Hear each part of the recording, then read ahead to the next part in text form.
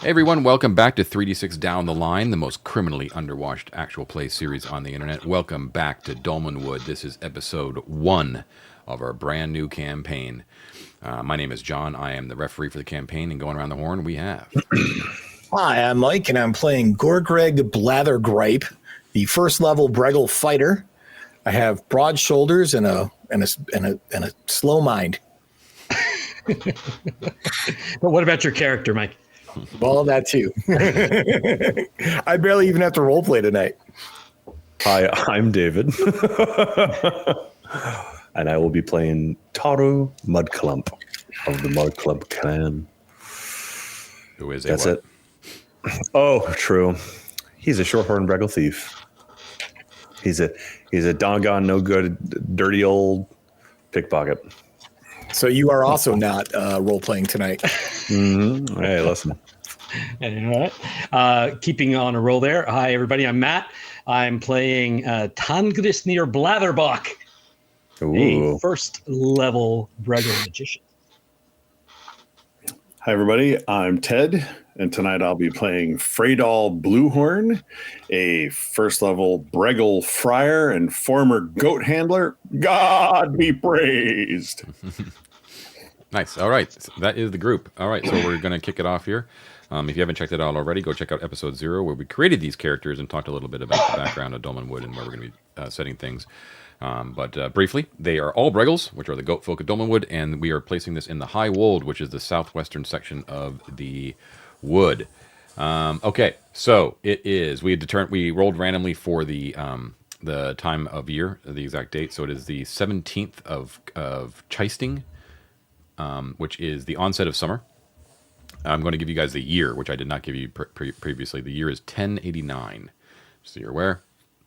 It is about 10 o'clock a.m. right now, and it is the waxing maiden's moon, just so you know. Although we're in daytime right now.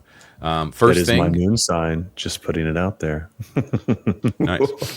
All right, so the first thing we got to do is roll for weather, which is everyone's favorite thing to do in Dolmenwood. So let's see here where we got it.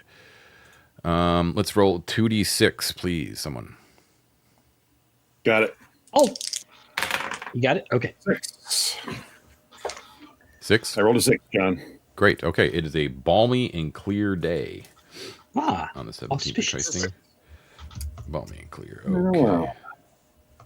All right. Okay. So yeah, summer is starting to kind of kick into full gear. The 17th of Chisting is actually one day before the summer solstice. Actually, longest day of the year. Hey. So the days are very long right now. Sunrise is at about 4:30 a.m. every day, and it sets at about 9:30 p.m. So tomorrow will be the longest day, but it's pretty darn long today as well. Can I get a starting spells from Freydal and Tangrisnir?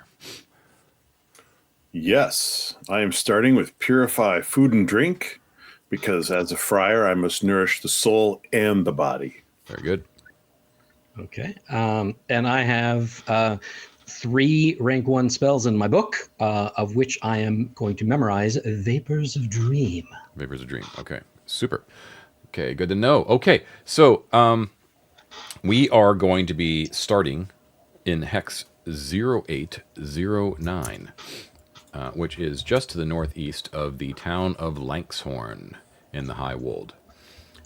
So let's show that on mural right there. I also, so you can see there that I have a red hexagon outline, but it is not the one that has like the translucent red filling it in, which indicates that it is a hex that you've gone into but not fully explored, right?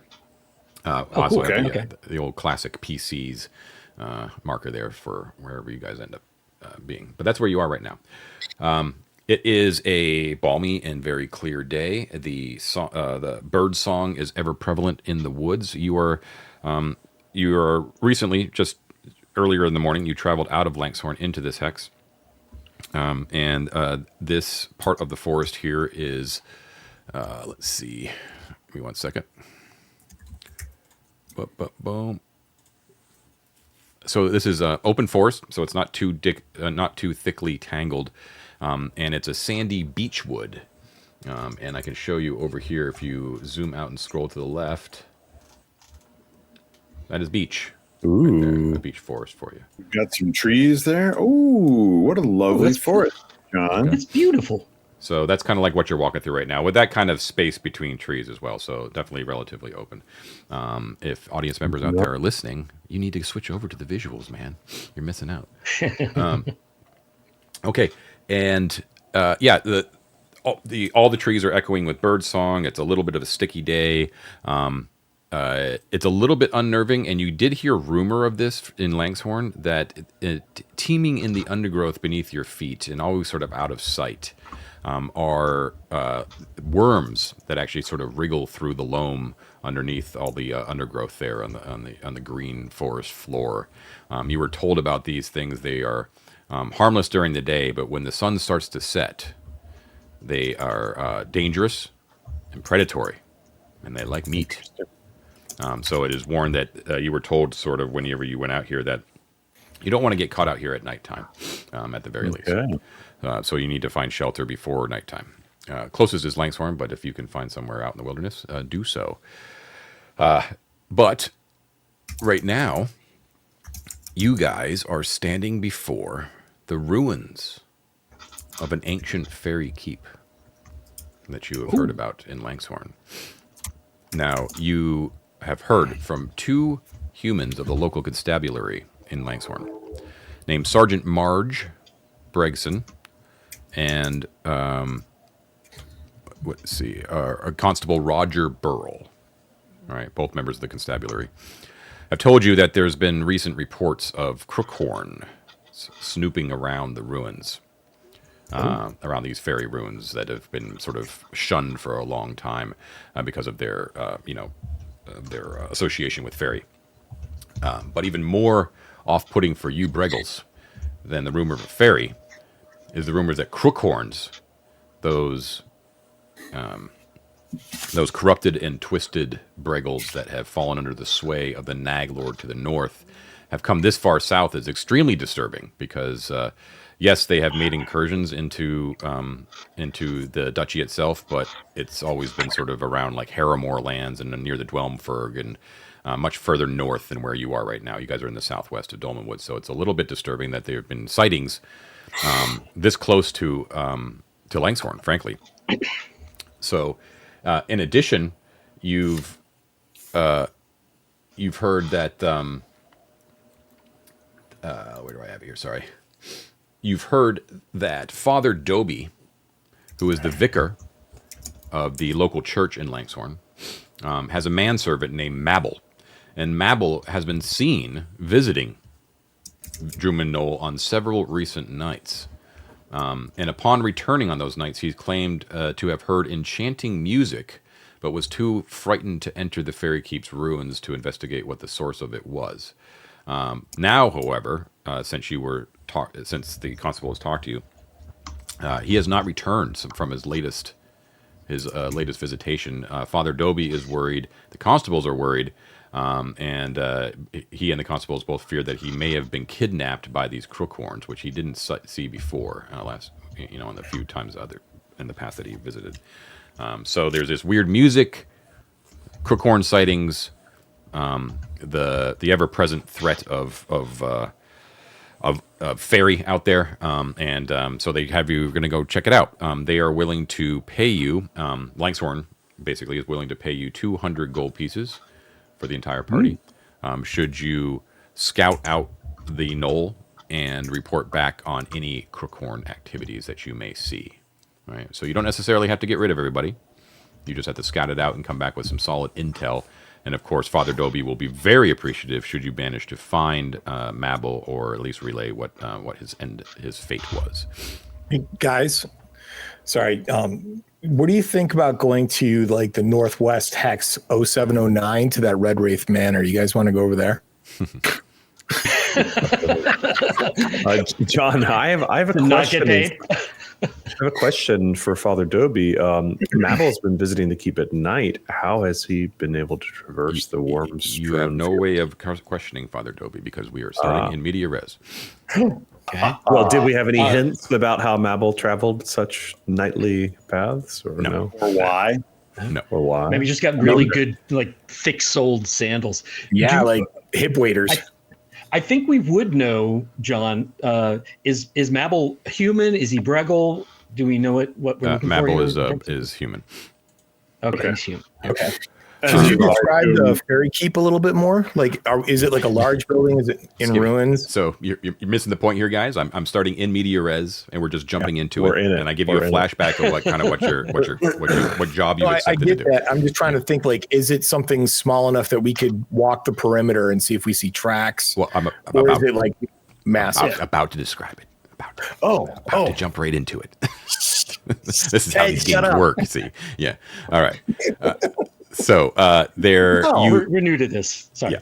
So you're approaching. You have some directions basically that somewhere was in this hex. So you're getting closer. You're getting closer to it, and indeed above you, you see looming above the treetops there is a forest hill, a knoll. It is underneath you, and on the hill itself are pale blue mallows, which you can see on the next picture over. I had to look those up because I wasn't sure what they were. So very pretty. They are on the ground beneath you, and the trees here have changed from beech to silver birches, which you can also see on the far right there, which grow on the slopes of the hill itself. So the hill really stands out because you sort of have this white barked wood that is sort of juxtaposed with the green wood of the birches. I mean, of the beeches. Sorry. Okay. Drifting.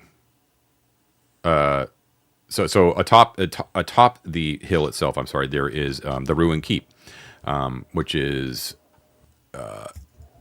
basically square that you can see. Like, again, you're not really close to it, so you're kind of seeing what's kind of appearing over the treetops, but a relatively square, pretty large ruined stone keep.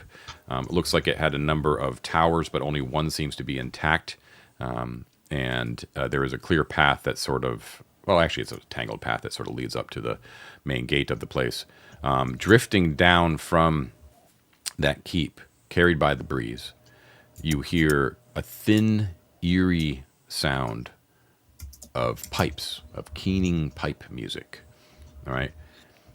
That's underneath everything. It's beautiful, but it's very eerie, very otherworldly, drifting through the breeze. But on top of that, and conflicting with it, very discordant, is the raucous sound of drums and trumpet as well. Does not appear to be in sync with the music. It seems to be almost mocking the music. And there's also interspersed with that raucous music are brash, bleating, and cries. And you hear snatches of gaff being spoken, but in a very low, debased form. Okay. Well, I won't have it. I won't have it. These crookhorns, these fairies, all this nonsense. I will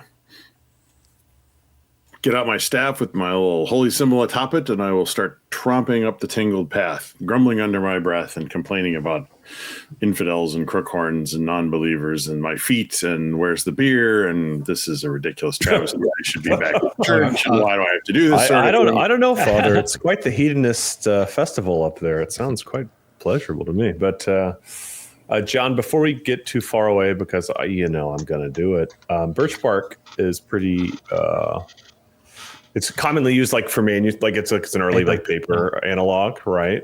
Could I take my knife and just? Do I have a knife? I have a club. Never mind. Does anyone have a knife? Beat some bark off the tree, David. I don't have any use for it yet, but it's the sort of thing that you never know. I'll let you borrow a blade, I'd like to just like cut some strips that would they kind of like will roll on their own and just like roll them up into a couple. Sure. I'll let you borrow my dagger. Cool.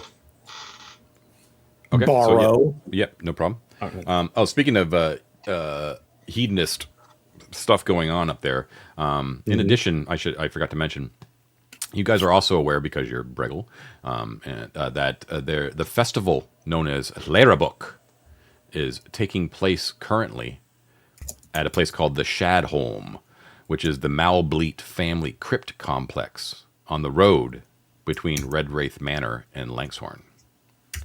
Okay.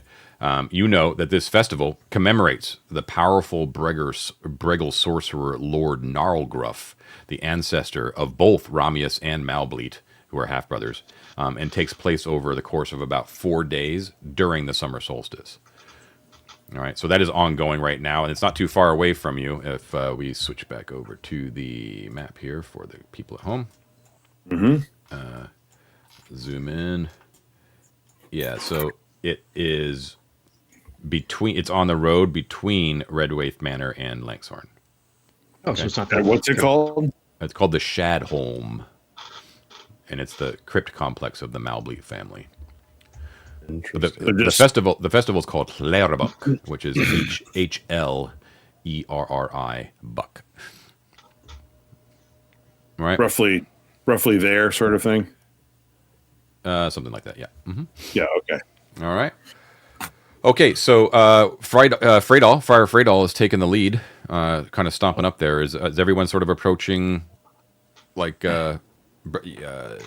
non-stealthily? You know, like a kind of. Well, it sounds like he's going to take care of everything. So I've got let it. us know. Let us know when you've killed them all. I'm gonna pull my short bow out and it's sorry if I misunderstood. Is he walking on? He's walking on a distinct path to this. There is a tangled path. Mm-hmm. Tangled. I'm not walking very quickly. I'm not trying to outpace you. I'm hoping you'll catch No, I know. up.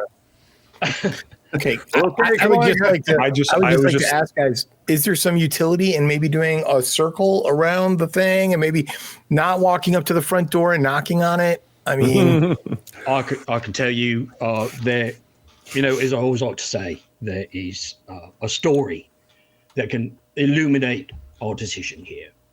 It's a story of Handel and Gretzel, and these were two children, and they left home, and they went and they found a house, and they ate it. Perfect. so we should eat the Much house. wisdom to be I like expected from this. It means that we should just go and walk around. Okay, yeah, let's do that. I'm down to do a perimeter. I was just going to say, rather than walking on the road, I was going to cover a flank of the guys in the woods with my short bow. A few paces out, if that makes sense. Sure. In case they get jumped or anything like that. All right, so you approach on the path, except for Taru, but your plan is to, like, before you get right up to the walls, like, to kind of move in a direction. So I'm not as actually planning on walking in the front door. It was more just.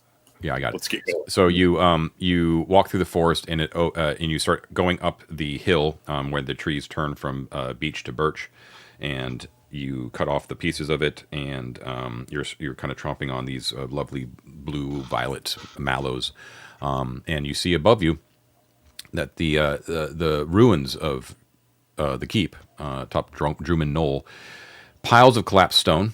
They are covered with moss and ivy. One tower is mostly intact. It's on the far northern eastern side of the keep. It's about 20 feet high and leaning crazily, ivy clad as well. And there appears to be a walled central courtyard with 10-foot high walls. Parapet is carved with icicle designs in a very whimsical tone. There is a pointed archway that the path appears to be leading straight towards, right in the middle of the southern wall. You're approaching from the south, by the way. And there are spires on that archway that actually are shaped like frozen waves. Quite beautiful. And you can definitely see that there is a plume of black, greasy smoke that is coming up from the center of that courtyard beyond the archway. And you can actually see that the archway is sort of flickering with what appears to be firelight from deeper past the archway. All right. Do we hear any sign of an insufferable little kid named Quoth in the woods here? If we were to get on top of the wall, would we probably be able to see into the courtyard? Oh yeah, absolutely. Yeah, they're about 10 feet high. Have we seen any evidence of guards so far? Nope, you have not. But you are approaching the ruins. You are keeping your distance because you said you want to do a perimeter check. Anyone who wants to map, if you go to the right of the Dolmenwood map, I have a blank grid for you. Nice. You guys want me to do it? What do you want? I love when you map, Ted, unless you're tired of it. Oh no, I'll do That's if this. you're not at. Go for So it. basically, visually, Ted, you're going to want to bisect that grid in half horizontally, and one Yep. map will be on the top and one will be on the bottom. On the top half, you're basically looking at a rough rectangular ruin that is about 60 by 70 feet, and these are 5-foot squares. Just so you know, 60 by 70 feet. 60 feet north to south, 70 feet east to west. There is an Okay. archway directly in the middle of the southern wall, and there is one intact tower on the northeast. Are towers like 10 by 10? They square, they round. They're round. It's round, and it's let's see, about 5, 10, about 15 feet total diameter. Now, as you kind of come out into that clearing, you can see that there is a number of ruined walls that don't really even worthy mapping because they can be stepped over, like they're so ruined, right? Like there was obviously some outbuildings here as well, or maybe it was part of the actual keep proper that things just kind of fell apart. But it's relatively clear on top of the hill, so when you sort of turn around and look back, you can see over the trees, kind of in the direction that you came. It's quite pretty. And yeah, you can see that closer to you on the southeastern side, mirroring the intact tower, is a collapsed tower, a huge mound of rubble that's covered with moss and ivy as well. And it looks like in the middle of that rubble there is a big 2-foot wide hole in the middle of it. This is the southeastern tower? Yeah.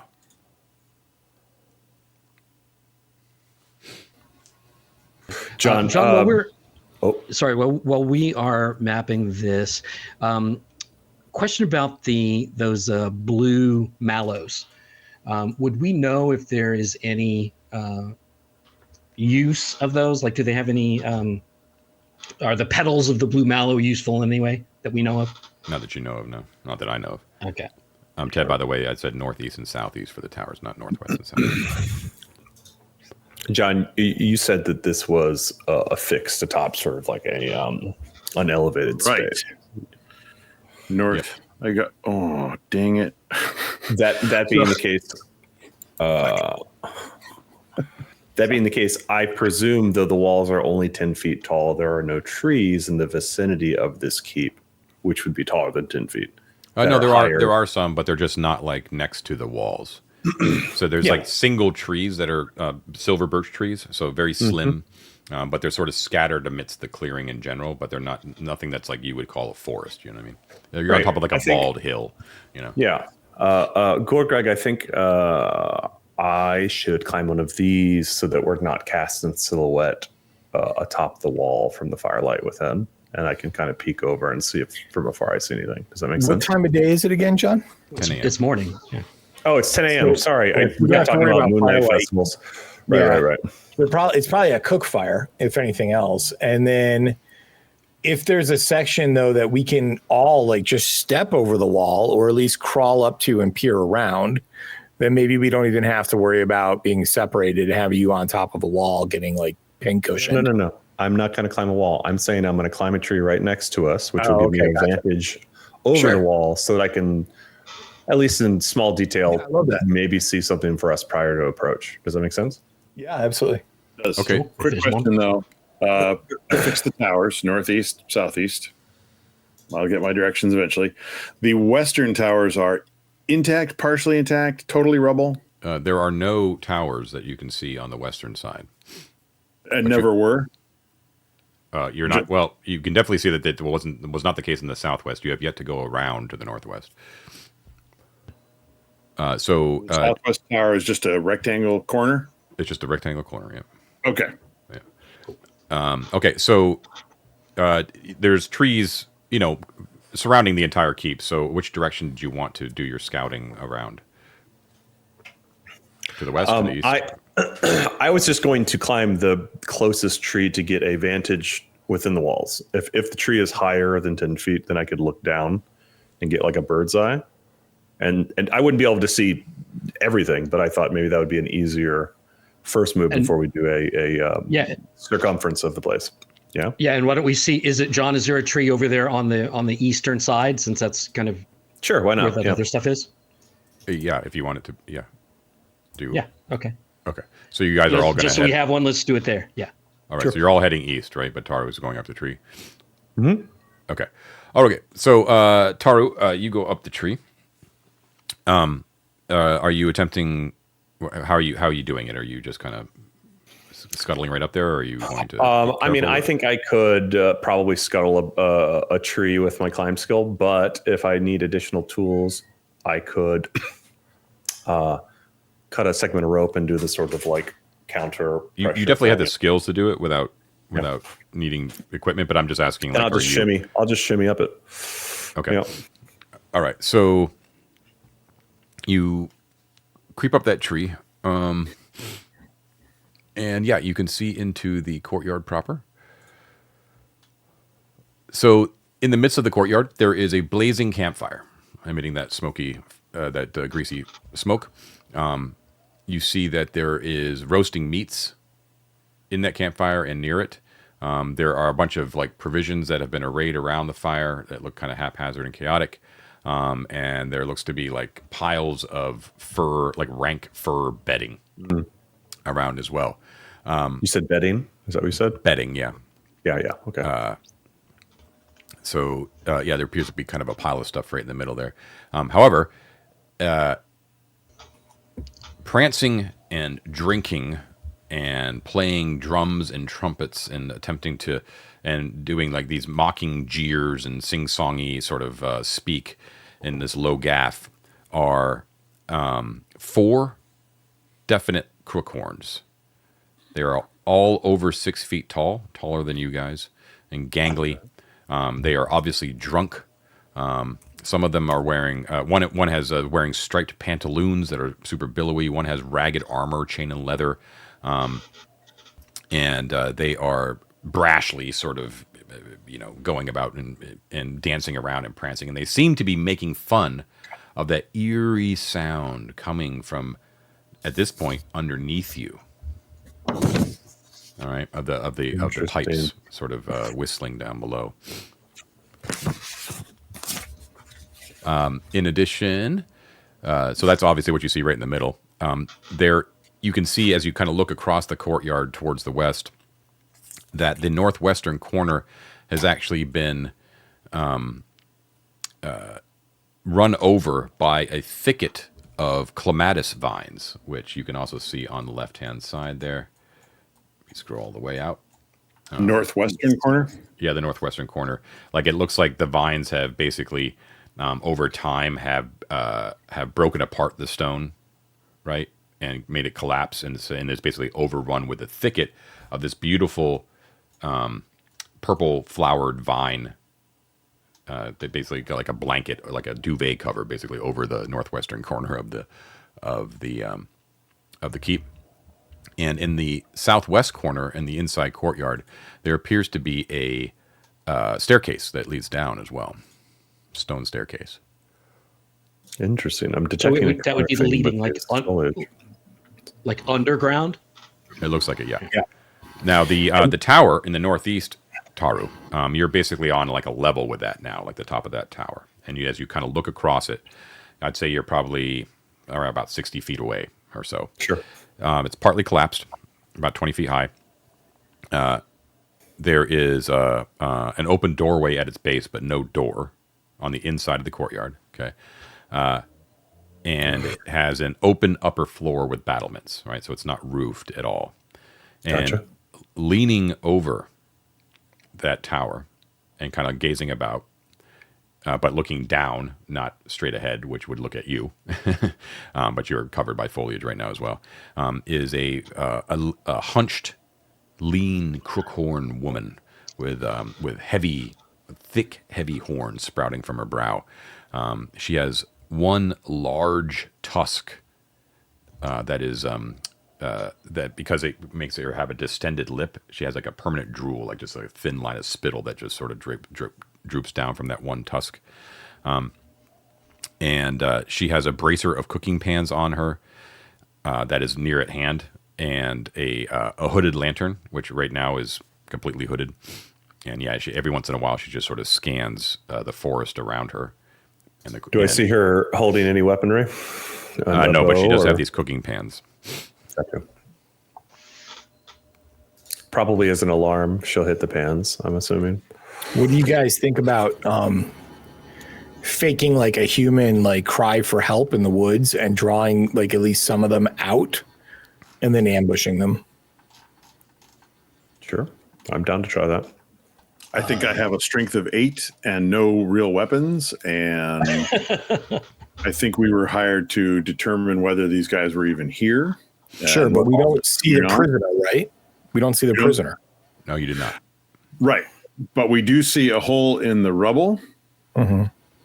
We see some vines that could go over the wall. We could probably easily climb them. I mean, if you want to lure them out to fight them, I'm not keen on it. If you want to lure them out so we can sneak in, I think that's much more entertaining. I did just remember I have a strength of 5. What if we lure them out to a trap of some sort, like dropping a log on them from a tree or something like that, right? So, Yep. There's something else I could throw into the mix.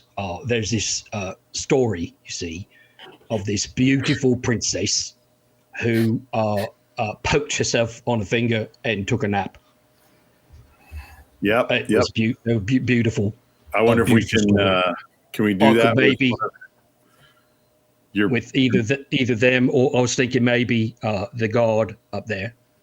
Yeah. It's a good idea, actually. Yeah. Would you use your ensorcelment on this this foul creature? Would you truck with the dark arcane arts in order to do that? No, I would cast a spell. A regular spell. That kind of thing I would never ever do, but spells. Sleeping the guard tusk Breggle lady has definitely some merit. The drunks might be easier to fool if there's not someone sober telling them what to do. The partying and crookhorns are wielding also have spears, just so you know. Okay. Right. I would say let's wait for night or wait for them to pass out and then murder them, but then we have to worry about cannibal, like flesh-eating worms. Yeah. So exactly. Maybe the better part of valor is to lure them, at least some of them, out of the keep. Like ambush them or get them into a trap and then figure out what to do next after we get some of those guys out. Well, another thing I could, if she's sleeping, we've got a hole here in the rubble near us. We could look in, maybe go down. They're distracted, they're drinking, or we could go around and go down those stairs on the other side. Let them continue with their party. Yeah, I think a key aspect of the Breggles at the fire is they're very drunk and very distracted, and the only person who has any sort of vigilance of watch is the person in the tower. So pulling them into a space of vigilance when they're already sort of like not paying attention, I think might backfire. But I think luring either her or sleeping her, if you have the spell, Matt, makes a lot of sense. John, just to clarify where we're at, the Breggle lady on the tower doesn't appear to be seeing us right now. But if we were to approach the hole in the rubble, we'd be pretty clearly visible. Is that right? Yes, you would be pretty visible. And if you don't do something quickly, she's likely to espy you as well. Yes. I was going to say, I'm about to run in there. Why don't we, David, you should probably come down so you're not spotted. Why don't we back into the forest? I'm just going to pitch it one more time, is that if they are drunk and if we can lure them out, not putting them into a state of alertness, but a state of like avarice. If we're like, oh, help, or like whatever, and they come running out thinking that they got a free food or free like stuff, maybe only 2 come out. And maybe I don't know. I'm just saying is like, I mean, drawing them out feels to me like it's better than, we don't know how many more could be in there. There might be more inside the tower or like whatever. She's got the alarm system for some reason. So, and sneaking by is great until we have to come back out.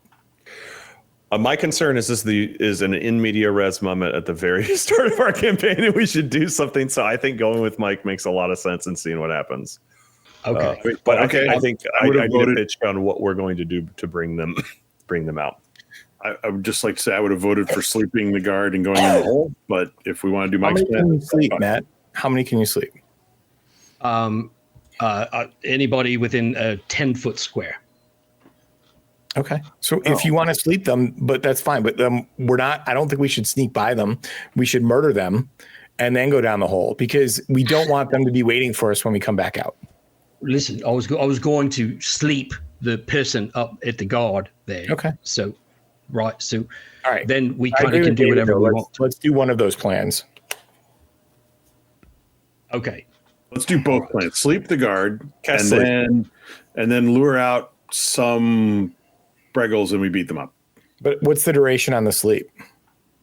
It is Run round for well, that's how long the cloud lasts, but the sleep lasts a little longer. It lasts rounds, lasts 4d4 rounds. And 44 rounds might be a pretty good. I'm long about time, to run into there, guys. Come on, let's go. Yeah, I agree with David. Like sleep the main group. Sleep the main group, Matt. What's the range? It's pretty far. It's 240. So if you walked into the arch, you could probably sleep them, right?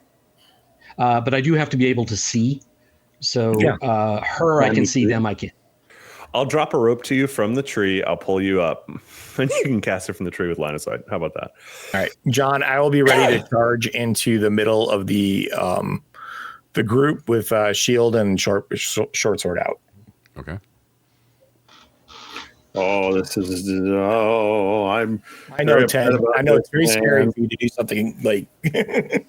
This is. Oh, you should have given them an opportunity. You're going to beat them up. Oh dear. Okay, go for it. I'll be with you. So Taro, you're pulling up Tansgrenir. How do you say your name, Matt? That's cool. You can call me Tan. It's fine. Tan. Okay. It's fine. So you are you getting pulled up into the tree? Yes, and I so the plan is I'm casting on the guard, like on the alarm lady, right? Yeah. Sure. Yeah. Okay. Yep. Okay. Yeah, as soon as I can see her, John, as I'm being hoisted up, yeah, I begin my castings. Range is 240 feet, so I think I can get her. Okay. Be aware, everyone. I know Matt knows this, but this is not a sleep spell. This is Dolmenwood's version of sleep, and it's different. Okay, much different. So, for one thing, it actually has a visual effect. So there is a roiling violet vapor emits, from a point within your range. So it doesn't even have to come from your hands. It can actually be generated anywhere within range. But it does that, and then it flows in the direction that you like. So you conjure into being, and it envelops the top of that tower, which is good that you cast it on the guard and not the partiers, because the guard would have seen it. But the guard is up top, so the partiers are not looking that direction, and it flows over the guard. So let's see, they need to make a save. That is a spell. Save versus spell. Okay, that is going to be that. Okay, she fails it. Yes. Okay. It's auspicious. Well done. This game is easy. For 4, and she's going to sleep for 4d4 rounds. Turns. Do I roll that, John, or do you roll that for me? I roll it. 44 turns, though. Big difference. Oh, turns? Yep. Oh, did I say rounds? Yeah, it's turns. We're Yeah, just going to be rounds, snoozing yeah. for a while. Okay. Turns is awesome. Much better. Much better. And then can you move that cloud or no? When I get better at this, the cloud it'll grow. But right now, the cloud only appears for one round, and then it vanishes. So Cool. Right. Okay. So when the cloud basically disappears after like a few seconds, and when it does, it reveals at least that Taro and Tan can see is the sleeping prone form of that crookhorn guard. All right. There was like the slightest. There was a little bit of a clank as she fell asleep, and then the pan sort of hit the tower ground, but it doesn't appear that the partiers seem to notice down below.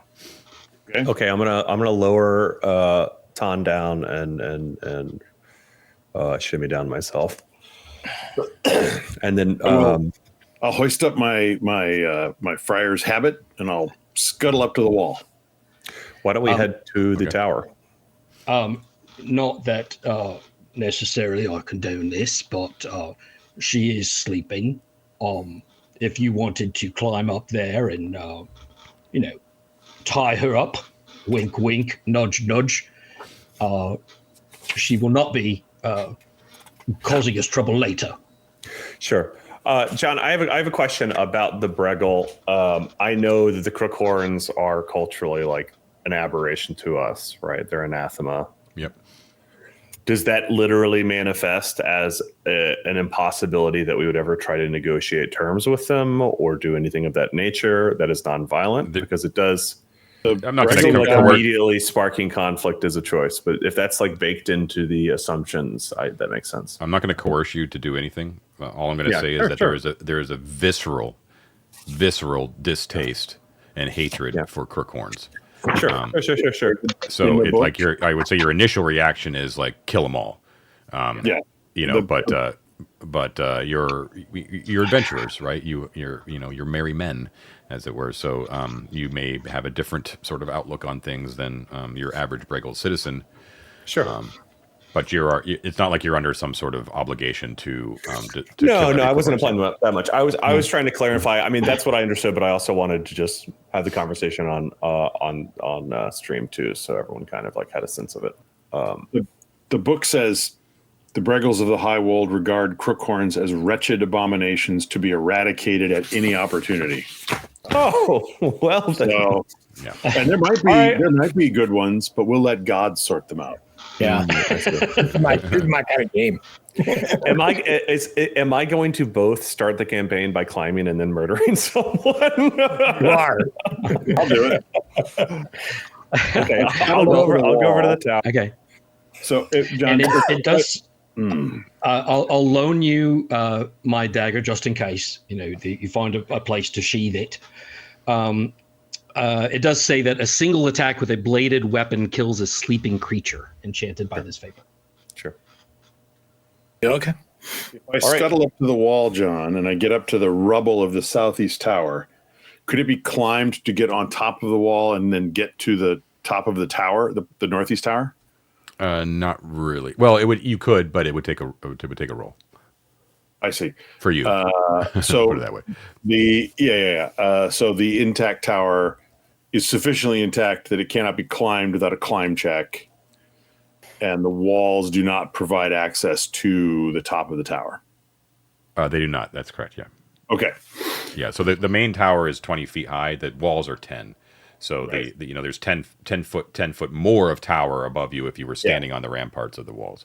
And the top rampart doesn't have like a door into the tower. No, there's a door. There is a doorway at the base of the tower on the inside of the courtyard. Right. With no door. So here's where maybe we do Mike's plan then, because getting up and murdering the guard is, it's either up to the thief or we have to go through the courtyard. I mean, I can go do it and drop a rope for you, and y'all can be in the tower. She's already asleep for turns. All right, so why don't I mean, if the objective, just to cut to the chase, guys, if the objective is to discover where this person has gone and the probability is where they are is downstairs, we can just walk to the wall by the downward stairwell, and I can get us all over it, and we can go right down. Unseen, again, I'm sure. I just don't like. Now we have a prisoner when we're coming back out. We might be more injured, and now we have 4 Bregels like waiting for us up at the top. They don't know we're in there. No, but we might just end up in a fight right at the end when we're trying to escape. I think we try to lure a couple of the guys out of the thing. We just help! My horse is lame. If you want me to blow the whistle a bunch. Yeah, I mean, I don't know. Well, not loud enough to wake the lady, right? Until you can. Help is probably going to wake her. Yeah, I'm fine with help getting some out, but I think that we should deactivate her so that she can't wake up and she won't be there later to cause us problems. Correct. Yep, that's a great idea. Take care of her first. You to kill the dude, and then you can also shoot dudes with arrows from the roof.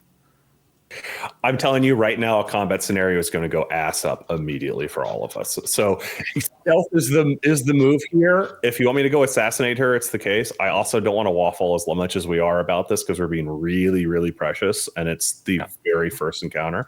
Not to be annoying about it, but I would rather cross the bridge of them spotting us on the way out later than provoke a catastrophic failure that reawakens her or gets half of us beaten up before we've even gone into the dungeon. All right, well, let's just put it to a vote. Who thinks David should go kill the lady? Go kill the lady. Sure, I'll go kill the lady. What's step 2? Go down the hall. At that point, I Go mean, down the once you hall. kill the lady, Okay. I think we should kill these dudes, but that's just me. All right, I'm gonna go, John. Oh, baby, I'm gonna go to the tower, and hopefully not fall. I'm going to. It has battlements. You said, are there any interim arrow slits or features aside from the stone itself that I might triangulate a path using? Not arrow slits, but there's certainly like some stones are out, further. You know what I mean? Like there's lots of handholds. Sure. Like for you, it's like, oh, I was doing this when I was 2 years old. That's what I figured. It's like a worn tower. I didn't want to make assumptions. So I'm going to approach from the north. We have cardinal directions here, right? So I'm going to approach from essentially opposite the fire, the north, my brain, eastern corner, and ascend from there. Okay, Okay, cool. All right, why don't we just take our first break real quick, and we'll see what happens when Taru ascends the tower. We'll be right back. All right, we are back. Bladders empty, beers full. All right, so Taru, you're going to shimmy up the northeastern side of that tower, definitely completely out of sight from anyone within the courtyard. And you do so. I'm going to say like they're drums and trumpets, and they're singing and they're bleeding. Like it's so much noise that like even you scrabbling up the tower, like even if you miss a step or two, like no one would ever hear it. Like not even your companions can hear it. That's great.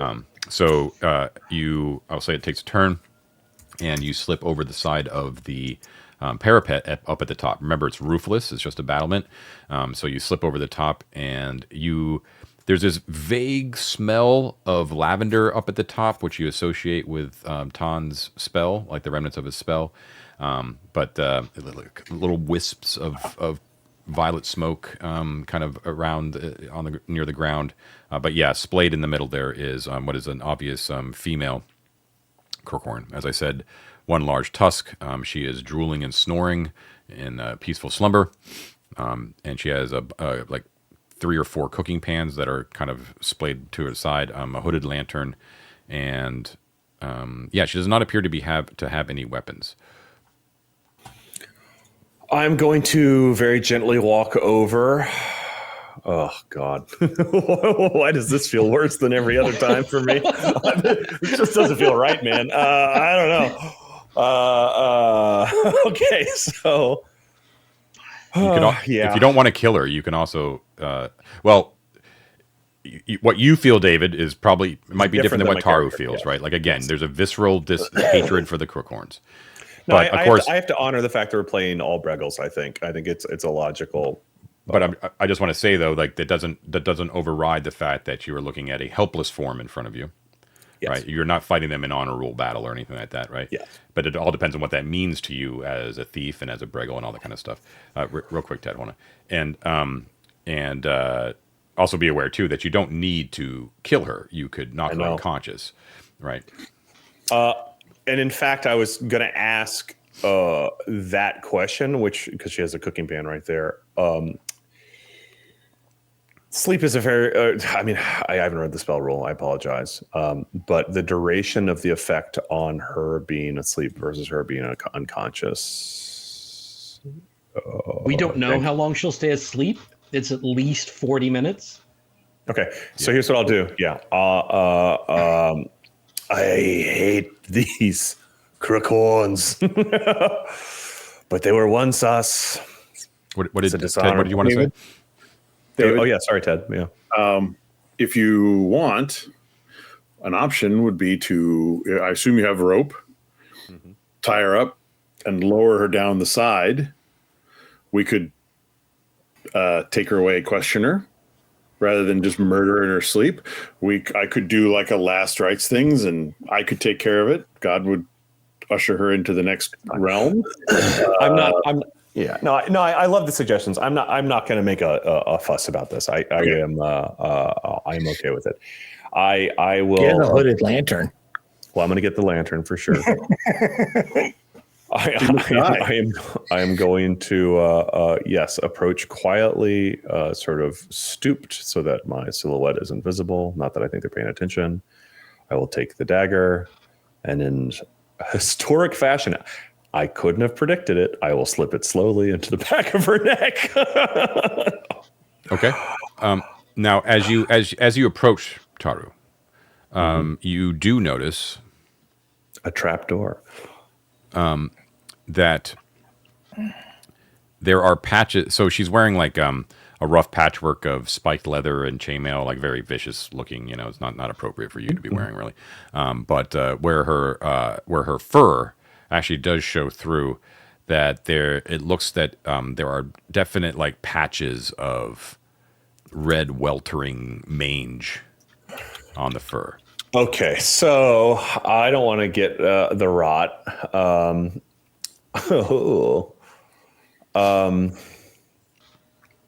don't have anything to affix the knife to, though. Yeah, you can still stab her. Just stab her. Yeah, I'll just be very. Oh God. I should have played the rogue. You're killing me. Just do it, man. Listen, I listened to y'all quibble for 15 minutes before I did this thing. I do not want to hear it from you guys. Like I said, I will go up. I will be cognizant of those patches. I will try to avoid any open sores or infections or pores that might burst into my face. Perhaps I will, not knowing the nature of these things, cover my nose and mouth, and I will stab her in the neck, John. Okay, cool. All right, so yeah, you walk up and I need you to make me a saving throw versus Doom. I'll give you a +2 bonus because you're being careful. I have to remember what to roll for this. So you're just rolling a d20. You're hitting the target or higher. Mothership, target or higher. Yes, not Mothership, but I've been playing Mothership. Okay, so my Doom target is 13. All right, so now it's. I rolled a 2. Okay.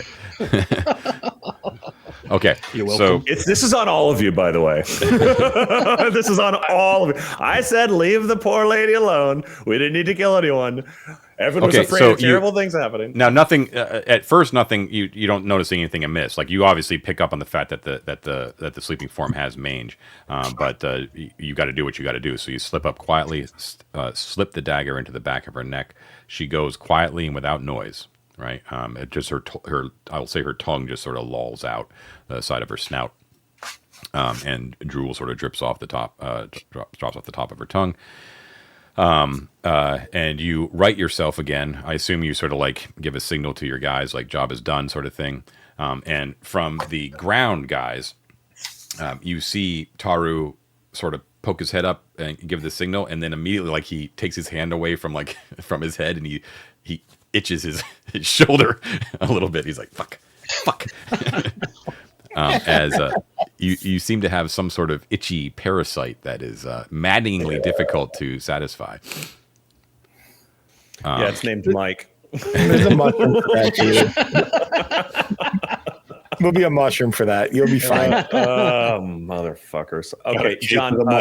Sincerely though, I'll grab that hooded lantern, but you didn't say it, so I assume it's not there. But can I just do a quick appraisal of the top of this tower to see if there's any trapdoors that are obvious or any seams that would indicate How does she get up there? Or a ladder? Yeah, so there is a spiral staircase that leads down from a trap. Well, actually, there's no trapdoor; it's just open. No, I guess it would be a trapdoor to protect it from the rain. So yeah, there's in the center of the tower. It doesn't look like you have an app named Tom. Shut up, Siri. Come on, Siri. All right. So yeah, there's a spiral staircase in the center of the floor. Okay. I've gestured to you guys. I see this staircase. I think it warrants poking my head in and seeing what's in there. Actually, I would say it's probably on the side. Sorry, David and Ted for mapping. But I think it's probably on the side because the spiral staircase will actually like wind around. Yeah. That makes sense. Sorry. I will gesture in thief sign language that there is a passage downward that might be worth looking at. Do you want to come? Actually, it sounds kind of better than a hole. Holes, I think, nasty, creepy things in them. I suspect that the hole was at the base of a tower originally, and that this is a more solidified thing. So I could throw a rope down. If you want to come join me, guys, not for any ulterior motive, but I would love to give you all hugs after you do. Well, Taru, if you look down the stairway, you can see that it basically circles the inner part of the tower. Sure. Mm-hmm. And then you can see light shining in from the open doorway at the base, 20 feet down below you. Oh, but nothing else. What I would like to see, though, is if there's any additional trapdoor or passage subterranean beyond that. No? Yeah, that you can't determine because you're 20 feet up and it's kind of dark, but, like down in the tower. But you can clearly see like light shining through from the open doorway at the base that leads out to the courtyard. I think we should go use the hole then. I think you should come back down. Because that'll just take you back to the courtyard. We're right back where we started. I think the hole is good because we can go down that hole, assuming we can. But those guys are getting drunker and drunker and drunker. They're going to pass out. I mean, time is on our side in that sense. Yeah, we could come out. Maybe all of them, maybe some of them, but it's nature's So I return to them, John. Okay. So I'm going to take a turn to do the deed up there and signal and look at the staircase, and then another turn to shimmy on down. So it's John. Well, I want to take advantage of this time, if I can. Behind the wall, I want to take advantage of our ritual casting rules, and I'm going to ritual cast a spell in my spell book. Oh yeah, which is the floating disc. Okay. So while he's doing this murder that I do not condone, although I did set up and tell him to do, I'm going to ritual cast this spell. I'm assuming that I can do so quietly enough not to be noticed by the drunken As long as you're far enough rebels. away, yeah, that's fine. Yeah, it takes you an entire turn to cast this. You have to your book is out and open, and you're pouring through it, as you're kind of making the gestures. But yeah, You can't do that to the sleep spell, can you? I can. you need Or to burn. sleep the other group so we can murder them. I can't. I mean, it probably won't get all of them. Yeah. Let's just go in the hole. Let's go in the hole. Just go in the hole, man. Oh my god. Yeah. Quit changing the plan. Let's go in the hole. Do we have a light source now with the lantern? Is there oil in it, John? There is, yeah, it's workable. So first of all, the disc though, magical force. Okay, shaped like a round shield, about 3 feet across and slightly concave. It can hold up to 5,000 coins of weight. So that's like 50 slots worth of stuff. Your hooded lantern, Taru, is a slot, just so you know. You put it on your thing. And that disc floats at waist height. Okay, good to know. All right. The folks that are down below, as Tonsgrinir finishes his disc and Taru drops down beside you guys, you notice that there is a distinct change in the tenor of the partying going on with the crookhorns. It turns from gaiety and ribald singing into surprise and alarm. And you whip your heads around and you can see through the archway that the fire flickers and turns from an orange red normal fire. It flickers and turns blue for about 3 solid seconds, and then flickers back to normal again. And they get real quiet, the crookhorns, for a second or two, and look at each other, and then they're like, "Fuck it," and they get back to singing and dancing and stuff. Nice. Huh. That is weird. Fairy magic, man. Again, we've had blue, lavender, violet, blue, all the color. Well, and also don't forget the icicles that are carved on the walls or whatever that was. This is obviously probably a winter fairy unseelie keep way back in the day. Yep.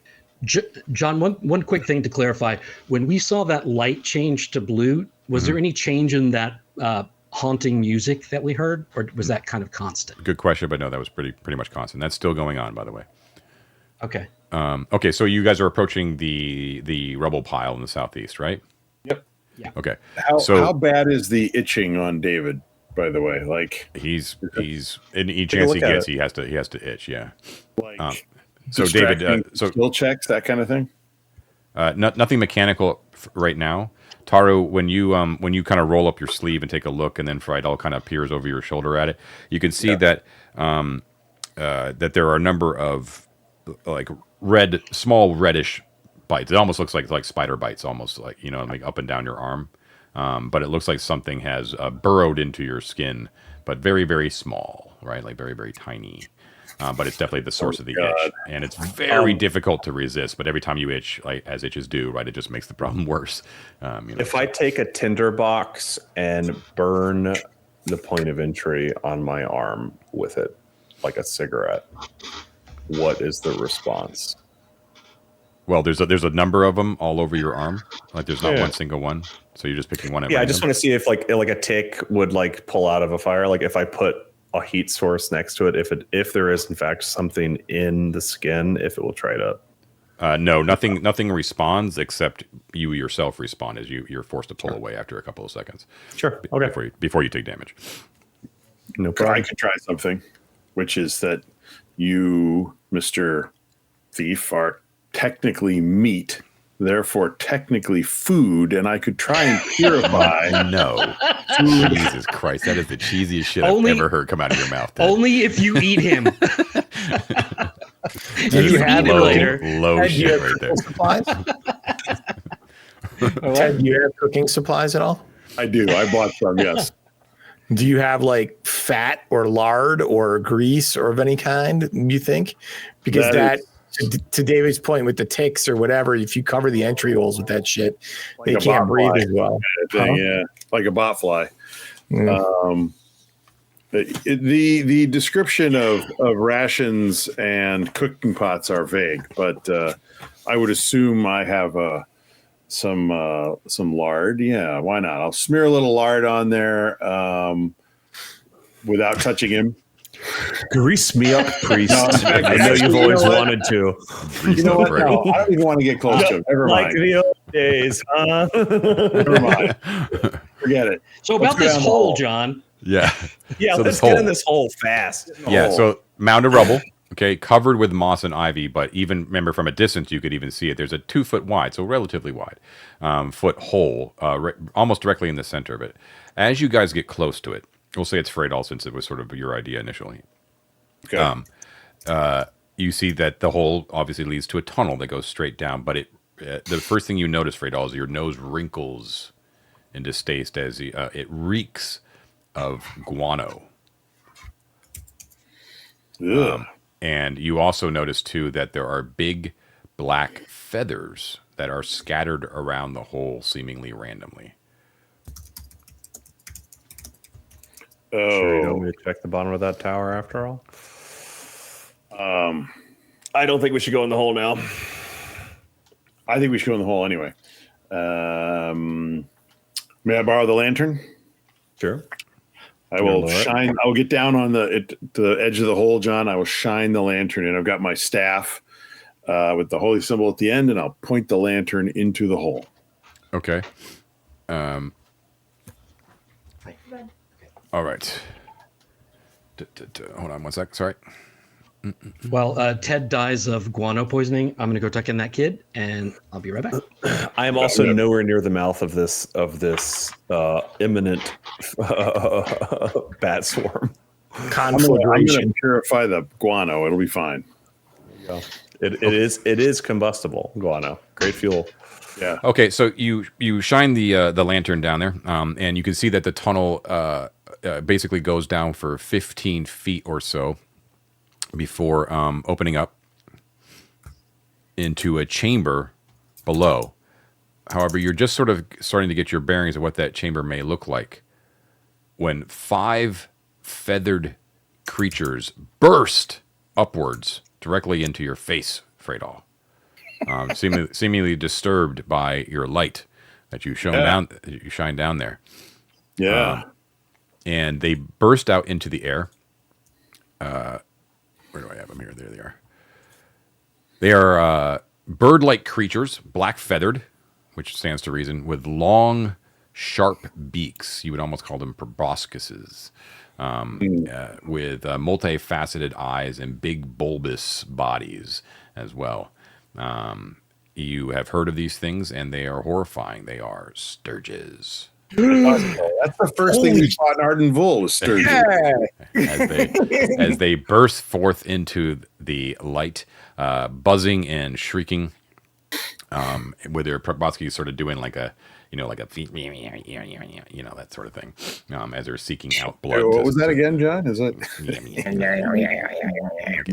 All right. Again, listeners, you gotta check out the visuals on this thing. Come on. All right. So yeah, they burst out into the air, and they're not happy at all, and it's relatively noisy at the same time. So I need all of you guys. Let's roll for initiative. Actually, declarations first. Combat is basically the same as we were doing in Ardenvul in OSE. We are going to stick to the phases, though. That mostly means, compared to like the end of Ardenvul, what we were doing means that we're going to be strict about movement coming before the actions and stuff like that, right? So just remember, it's like M's all the way down, right? Like morale, movement, missile, melee, magic. First thing though is declaring. So we need to declare spell or magic use, then there is a single retreating from melee. So there's no more like fighting withdrawal or complete retreat. There's just basically complete retreat. John, I have a suggestion. Hold on. John, the melee will start at the point of initiative here. Birds are outside the tunnel. Yeah, they burst out like you were basically unconsciously just get thrown back, because these things sort of burst out in your face. But they are not in melee with you, Freydal, because they've burst out into the air, right? No, I'm with you there. I would say too that they're not like completely over the wall, like they're not higher than the wall. They basically burst up and are about like 10 feet above you, like right at the height of the wall. If you're worried about like the crookhorns, but they are making noise because they're super happy that there's potential food here. All right. Mostly I was concerned about, like, for example, are they out of the tunnel and my movement could be to go in the tunnel versus they're actually still in the tunnel thing. No, you could definitely could go into the tunnel. Yeah. Okay. Yeah. All right. So first declarations. Is everyone casting using magic? No. Okay. I have Initiative. used my magic. Initiative, please. Shall I roll it since I disturbed them? Sure. All right. I have rolled a 6, John. Oh, nice. You beat me. Okay. So it's you guys first. So first thing on the agenda is movement, please. Is anyone going to move? I'm going to get in the hole. Yeah. Are we close enough? Can we all make it to the hole and dive in? You could, yes. You will, though, all suffer from a 15-foot drop. It's a drop? 15 feet down, yeah. Oh, I thought it was like a tunnel that was going it's like down. a tunnel that goes straight down, basically. There's a bunch of heavy boulderous ruin here. We could just affix a rope to and rappel down real quick. Probably not all in the same turn, though, right? Of the combat, no. Actually, I do think it. Reading from the description here, I do think it actually is a little bit sloped. So you could actually shimmy down if you wanted to. Okay, I'm going to do that. Guys, I'm going down the hole. Let me go last. The disc will follow me, and it'll plug up the hole. They won't be able to dive in after us. That's cool. I was going to offer to go last and try and block them from getting to you guys, but I love that idea too. I love the so plug. Ted, why don't you let me go down first in case there's something else down there? Only because I'm literally in the mouth, and I just jump down the hole to avoid. Okay, bye. John, I'll follow him. Okay. And I will follow. No, I'll be last. I'll follow Tara. I'll be second last. Yeah. Okay. And the disc is what? How wide is it? 3 feet. Floating disc. 3 feet. Okay. Yeah. Yes, 3 feet across. Okay. 3 Cool. feet. That's actually a really cool use of that spell, Tonsgrenier. So you all go down following Freydal. Tonsgrenier pulls the disc downwind him as he goes. Now we would move to missile, then magic, then melee, but all that's, you guys are basically disengaging from combat. So it works, but here's the deal. Like, the disc follows you as you move, Tonsgrenier. However, the disc is wider than the whole opening, which is good. because it's going to prevent the Sturges from getting in. But what I'm going to say though is, if you move too far away, the spell is going to wink out because it needs to follow you in order for it to be effective, and it can't follow you. Okay. So well, I'll stay close enough until we have a space to go. Yeah, what I'm saying is like you guys can go down to 15 feet. I'll say to like to the chamber below, but Tansgrenir, you're versed enough in arcane spells and stuff like that to know that you basically can't move from that spot without the disc disappearing. Okay. I'm cool with that. I won't move until I know where we want to go. Okay, cool. There's going to be a place that's safer, and I'll wait. And right on. Okay, so yeah, you make your way down into the darkness. Again, it reeks, and you find yourself in a chamber that, and you're on top of slimy, nasty, guano-covered flagstones. There is a partially intact but mostly collapsed ceiling above you, about 10 feet high, the 2 feet wide hole in the ceiling that you just came up. There are mounds of rubble, basically right where you're standing from where the rubble from up top basically fell in. There are crumbling plaster walls here that have hints of color on them. Looks like they were painted at one time. And there is guano streaked everywhere. Horrible, acrid stench. So Ted, you probably want to go down to the second half of your sheet there, and kind of start nearer toward the right. There is. I'm sorry. Hold on. 1, 2, 3, 4. 15-foot corridor, right? And well, then, forget that because that's basically going up. That's just basically like a passageway up. Because you've dropped down from a 10-foot ceiling to get down onto the ground here, right? So you're just on a different level. And it's about 40 feet east to west by 5, 10, 15, 20. I'm sorry, 5-foot squares here. My apologies. 5, 10, 15, 20. Jesus Christ, I can't count. 1, 2, 3, 4, 5. 25 feet east to west. 5, 10, 15, 20. 25 feet north to south as well. So square. However, there is a set of double doors in the southern wall, and there's an open passageway that is 10 feet wide on the southwestern portion of the western wall. Okay, and don't forget you're dealing in something like that. Yeah, that's pretty close. Yeah, pretty good. All right. Don't forget what, John? Were you going to say? 5-foot squares, but you got it. Yeah. Yeah. Okay. And which corner did we drop into? So you guys dropped it. You're basically dropped in right around like the center of the northern wall. Okay. All right. Now you can see that. First of all, you hear like the Sturges like angrily like hitting and buzzing around the disc. Right, the disc I don't think prevents any sound at all, so you can definitely hear them and see them sort of angrily like hitting it because it's this sort of transparent thing. Yeah. I give them the hoof. Give them the hoof. The doors to the south you can see are they're hanging from their hinges, partially smashed, and on the doors themselves there are the remnants of icicle-clad tree branch carvings on them. And to the west, through the opening, you can hear now the keening pipes, stronger than the raucous music coming from up top, now that you're sort of away from, now that you're down below ground. The hole was about 2 feet wide. Does that remain consistent all the way down, John? Pretty much, yeah.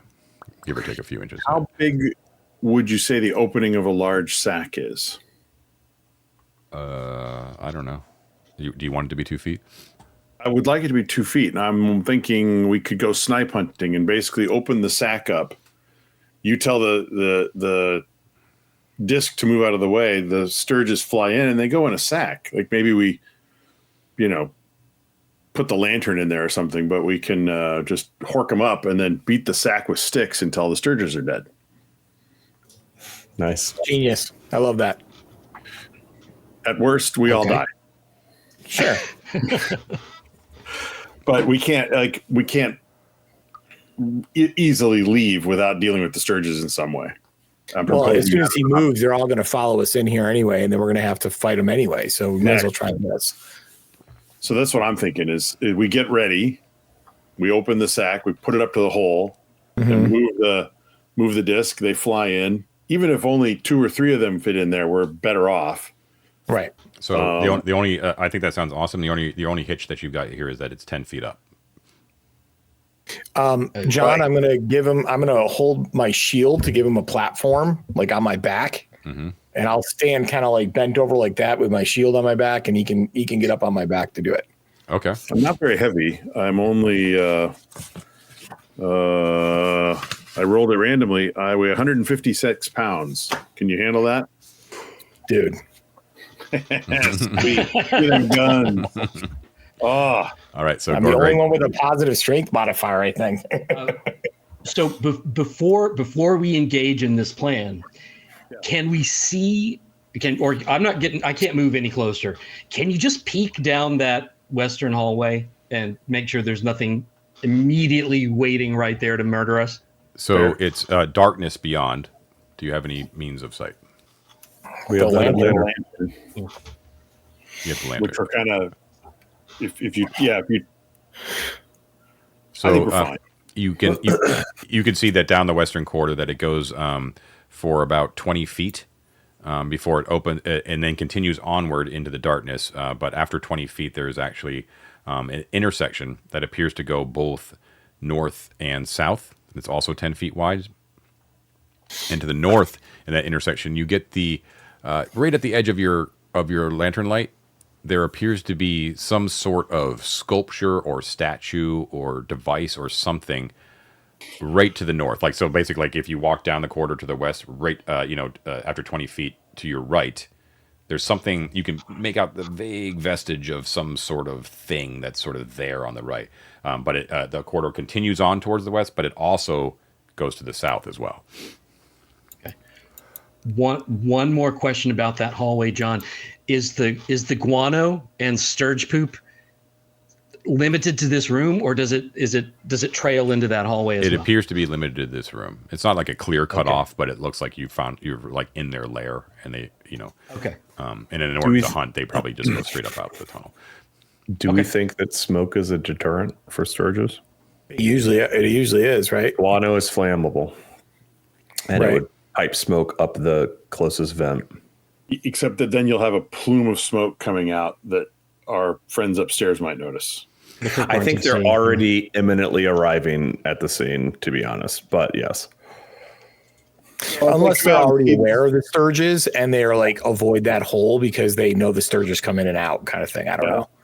So I'm gonna say everyone went by since you've descended down. let's try that. I want to try it. I like the sack trick. Okay, cool. Okay. I get up there, I'll I'm get standing my- on the shield. I've got the sack as wide open as I can, Yeah. ready to accept the sacrament of sturges. Okay, cool. I will So get my sling out and be ready to run away. Ted, I have another sack if you want a spare. You know what I'm saying? Yeah, I'll take his spare and I'll have it tucked into my belt in case they don't You run out of room. Okay. Yeah. okay, so Tansgrenir, you willingly dispel the magic. Well, I'm gonna to get rid of the shield or the disc. I'm gonna run to the corner, like the entranceway to that hall, Okay. to give me some space. I want to be able to use my sling at these things if they get in the room. So I'm Okay. gonna run across to the entrance of that hallway. Okay, cool. So you do so. The spell dissipates, and yes, the sturges basically like ram noses first down into the hole. Freydal, you are balanced precariously on Gorgreg's back on the top of a shield. Holding the sack up, basically, right? But the force by which the sturges are sort of surging into the room, I am going to say there is a chance that you fall off of Gorgreg and the sack spills open and all chaos will ensue. So That's pretty reasonable. But This seems fair. you were aware of the dangers, like you have to kind of keep your balance. You kind of anticipate it. So I'm going to say that there is only a 1 in 6 chance of that occurring. So roll it. Don't roll a 1. All right. Shut up. Before this goes down, John. Jesus Christ! All right. Wow. Before this goes down, John. Just a point of clarification. Yeah. There is a door to the south with Double doors hanging off their hinges. hanging off their hinges, but they are still up, right? Yeah, but it's like very easy to like kind of get through them. Yeah. Okay, I know what I'm doing. Yeah. Oh, John, they're in the sack. That's what knocks me off. Do any of them stay in the sack in my fall? Well, we shall roll when we come back from our second break. So we'll Okay. all right. Take our second break. We will be right back. All right, we are back. Bladders empty, beers full. Okay, so Freydal, you I slip. Yeah, you slip. They basically the sturges go ramming into your sack, and it with such great force that you fall off of Gorgreg's back. Gorgreg grunts in consternation as you do so, and you go tumbling to the ground. And now we're going to roll randomly to see how many sturges are still kept in the sack, and if you have the presence of mind to keep a firm grip on the opening or not. So there are 5 total sturges. I'm just going to roll a d6 and re-roll a 6, and we'll see how many are actually still in the bag. Roll high. All 5 are still in the bag. I rolled a 5. Yes. So you hit the ground, but you have a firm grip on the sack, and they go slamming into the ground. Now they're like angry, like bees, like angry, right? So and they're big bulbous things, right? So they're basically filling up your entire sack. And they're powerful and angry enough that they can drag you around. They can't lift you off the ground like a thing of balloons, but they can definitely like drag, especially if you're like 150 pounds. They could definitely like, drag you along the ground, which is what they're going to flopping around inside the sack and everything like that. Can I? Yeah. Could I actually just see a urologist? Because I start to go over. Can I try and land on the sack and crush them, or at least hurt them a little bit? You can definitely try. What I'm going to say though is. Let's roll initiative, and if you win, you could definitely try to do that. If they win, though, they're going to try to force their way out. Right? They're going to try to break your back. That seems pretty. Do we give the sack of sturges to the crookhorns upstairs? Now, just to make this proper for declarations, Gorgreg and Freydal, you guys are both like within melee range. I assume that you are not retreating. No. Right. We'll see what happens. Tons and Freydal, though, do you want to cast magic? You can't, right? You've already used your spells. I've already used my spell. And you can't purify the sturge meat that's still living, Freydal. All right. Let's roll for initiative. I got a 2. I'll roll again. I got a 4. Okay, cool. So it's my intention to land on them. Okay. So yeah, you want to just that movement or melee? It's movement. Okay. Everyone else, does anyone want to move in movement phase? I'm gonna sit on the sack. If he leaves any sack exposed, I'll sit on that part. I didn't dictate specifically where I was, but I will make my way to the door to the south. Okay. Tons. I'm not gonna move. I'm gonna stay in the hallway. Stay where you are. Okay, in the hallway. Okay, so you're watching the show go down. All right. Let's see. Ted, let's have you. You know what? Let's put your friar stuff into action a little bit. I think that you actually might be better at doing this than most people because you're good with like improvised weapons, right? A sack isn't all that different than a piping sack, and I could use a piping sack full of frosting to beat an opponent to death. For sure. You can use a sack of sturges to beat people to death. I will. I think the title of this episode would be Jumping the Shark. Yeah. So, the you can. So, maybe do 1d4 damage. Okay, I can use it as a melee weapon. So normally I would give like a big penalty, like a -4 penalty to anyone that's trying to use that sack to try to bash them or to fall on them, sort of thing. If you want to use your body weight to slam down on the sack, I'll give you like a normal attack roll, unmodified. So you're technically getting a bonus because most people would get a penalty. And I'll say if you hit, that you'll do a d4 damage to each one of those guys in the sack. Hot diggity dog. Okay. All right. I'm rolling a d20. I'll telegraph. I should have said that in episode 0. I will telegraph ACs. Remind me if I don't. AC 12 for these guys. Okay. Let's make it easier. They're in a sack. They're in a sack. Dodge. Yeah, they can't dodge. So let's make it. Let's make an AC 10. Okay. Unfortunately, I have a -1 to attack because of my strength, but Oh fuck! I rolled an 8. Do you get a +2 because of gravity or anything like that? I mean, I already gave you enough. You don't get any bonuses, though, right? I get a minus. So no I end up with a strength. 7. Okay, cool. All right, yeah. So you attempt to like throw your weight down on the sack, but unfortunately it doesn't work, and you slam hard into the ground. But you still maintain a grip on it. So that was ready. Hold on a second though. I resolved Freydal's action because he was the one most involved with the Sturgis. But we should go back to the order now. So it should be a missile right now, which is Tan's, right? Do you want to do anything? Yeah. There's no way I'm going to roll a 1 and harm these guys. Hold on one second. Before you attack, we are using the alternate rules here. So missile fire into melee, which is what's occurring here. Attack roll is penalized by -1 for each combatant in melee with the intended target. So that is just Freydal right now. So you'd be a -1, and then a natural 1 will hit a randomly determined combatant in melee. So just be aware that there's a chance. Not as brutal as you used to have, but it's still a chance. I've got this. I'm really, really good with this. So if you -1 kill Ted, that'd be very funny. Sorry, go ahead. -1 to attack. Hilarious. Yeah. So AC 10. with the modifier, I get a 12. Okay, and that's great. I do 4 points of damage. I rolled a 1d4. It's nitty gritty, 4. but just be aware for future attacks that don't forget like the short range for melee for ranged is +1, right? Medium is 0, and then long range is -1.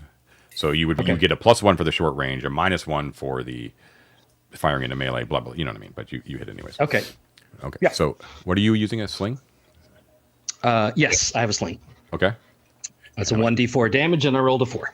A 4. Okay, cool. So yeah, your aim rings true, and you nail. You definitely nail something in the sack, and you can hear a wet thump. And Freydal, you can actually feel like there's like a part of like the sack that is being weighed down by something heavy in there. You're welcome. That is no longer moving. No more melee, right? So now we're in melee phase. Gorgreg, you wanted to do something? yeah, I'm going to take my shield. I'm going to line it up. I'm going to put it over the top of the sack, and I'm just going to throw my body on it, WWE style. Bring the people's elbow down on that shield, and just basically put my whole body on top of that sack, John. Nice. Okay. Let's just do. You're a fighter, so you're good if you're using the shield, so that's fine. Normal attack. Okay, I have a +2 to attack. Okay. Okay. AC 10 still for him. AC 10 for him is AC 10. Yeah. Oh yeah, 17 baby, +2, 19. Okay. I don't think This should be an area of effect. I'm just putting the shield out on all of them. Well, that's what I was going to do with Freydal. Yeah. So yeah, let's do a D4. Yeah. Plus your strength damage. Plus your strength? modifier. Yeah. Thank you. All right, I got a 3 + 1, 4 points. Okay, Gorgreg, you just come down full force with the shield right on top of that thing, and you just hear like a crunch. Oh yeah.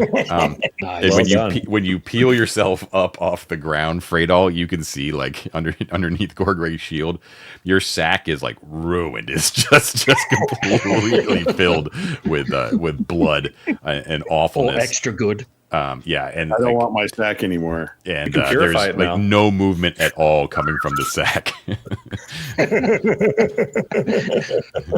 Good job, guys. That was awesome. very, very well thought out. Good idea, Ted. Good execution, everyone else. Thank you. Yeah, job, sorry, a turn went screwed by. up that roll. Would have been hilarious. Don't Sturgis have nests with loot? Exactly. We got to search this room. Search the room. Yeah. All right. It's like that story where they look around and then find treasure. That's a good story. I like that one. Yeah, it's good. So it looks like they were likely, when they were nesting, would hang upside down from the vaulted ribs of the ceiling. That's where there's guano all over the floor and all that kind of good stuff. But you don't see anything. I described the room, and I didn't describe any like piles of nests or anything like that.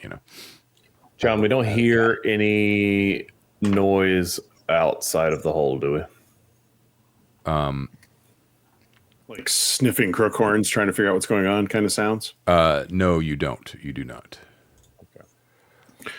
So Now- if I understand your comment earlier, then the guano is prevalent, but not like in thick mounds that would hide treasure chests. No, it doesn't appear that way. Yeah, okay. Taru, you were making towards the door while this was all going down, right? Correct. So, assuming that your forward movement just sort of kind of carries you through the door, because this all kind of happened in a split second, right? I wouldn't like kick it through, but I want to kind of, wedge yourself in, right? Yeah. You notice like what kind of brings you to a stop, actually, which would probably align with like the end of the combat, is when you're trying to wedge yourself through the door, you actually trip over not the door hanging off its hinges, but what appears to be a corpse that has been draped over the entrance that you didn't see at first. I had a feeling there was something wrong in there. All right. Can I take a half step back, kind of crouch down, and appraise the corpse very closely without touching it? Yeah, so it seems to be draped over the one of like the wonky doors, right? It's tall and thin and appears to be a male human corpse. Okay, it's cloaked in dusty black, and it looks. You realize that the reason that it looks thin is because it's been punctured and desiccated. What is the state by of the decay? sturges. Is this Magyar or whatever his name is? Mabel? Yeah, what's the state of decay? Is it recent? Mabel. Mabel is the Mabel. missing person's name, but you are not sure. You've never met that person.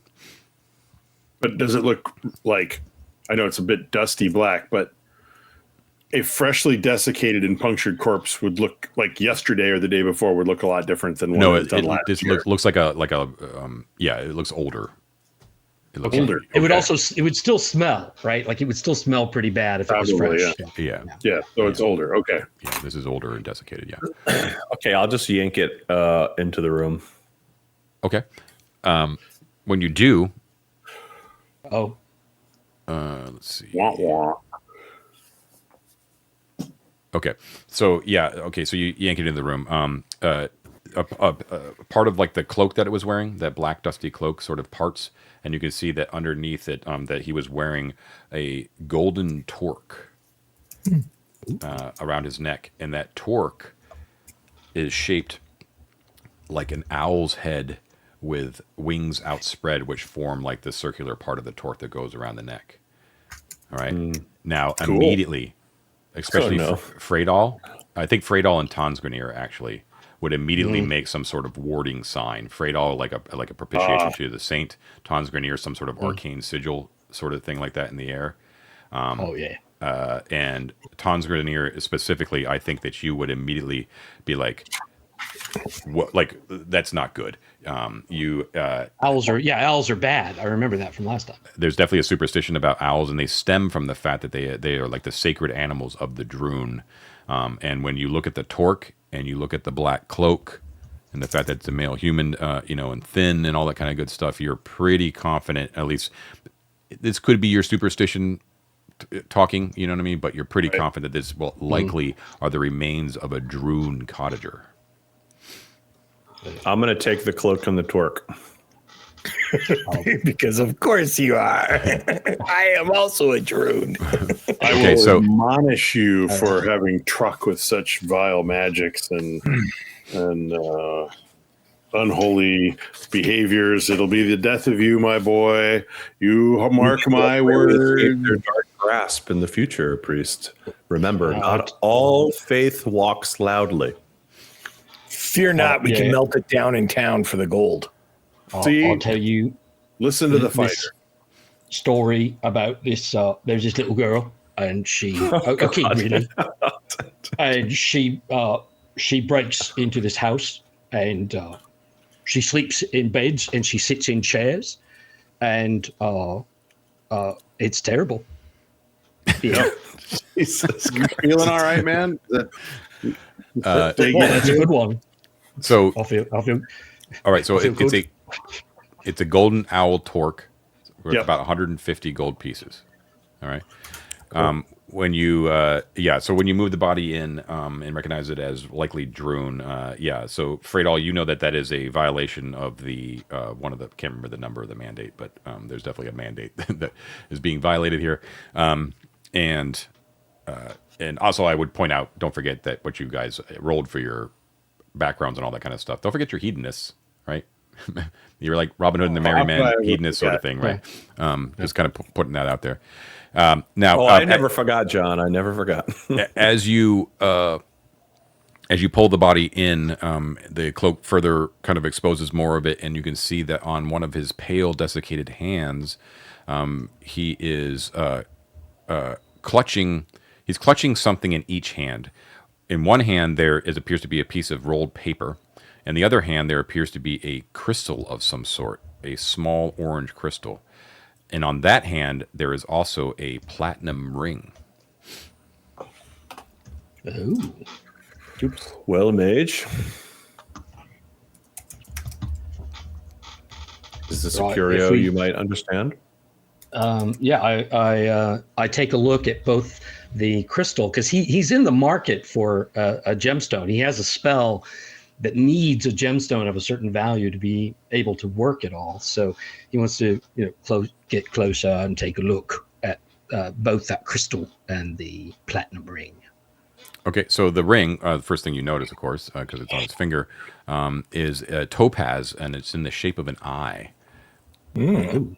It looks to be very, very valuable. More valuable than the torque, actually. It's worth 700 gold. Ooh. Okay. We're going to party tonight, boys. So we're going to party like it's 10.99. So platinum, so it's sort of like silver colored, but then in the middle of it is a bright topaz in the shape of an eye. Okay. Okay. It also gives you the heebie-jeebies, like the eye is staring into your soul and judging you and finding you not worthy. Oh, well, that's rude. All right. What is up with that little crystal that he's holding? The crystal in his hand is very small. It's about 1 inch, pale and orange. And that's all you can determine from it clutched in his grip. Okay, I want to use my dagger to peel back the fingers of that hand so I could see it better. Mm-hmm. Still the same thing. 1 inch pale orange crystal.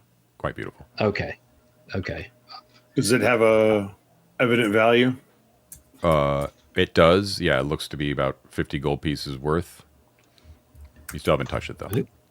Right. Is his hand withered in any way around its grasp? Is there any sign of blackening or anything that might be emanating from the Good crystal? question, but no. Okay. And John, is there a page number or chapter reference I should mark for these items? Page 438. Ted thinking ahead. I've started our loot log for this purpose because it's going to be very important at some point. Okay. Cool. All right.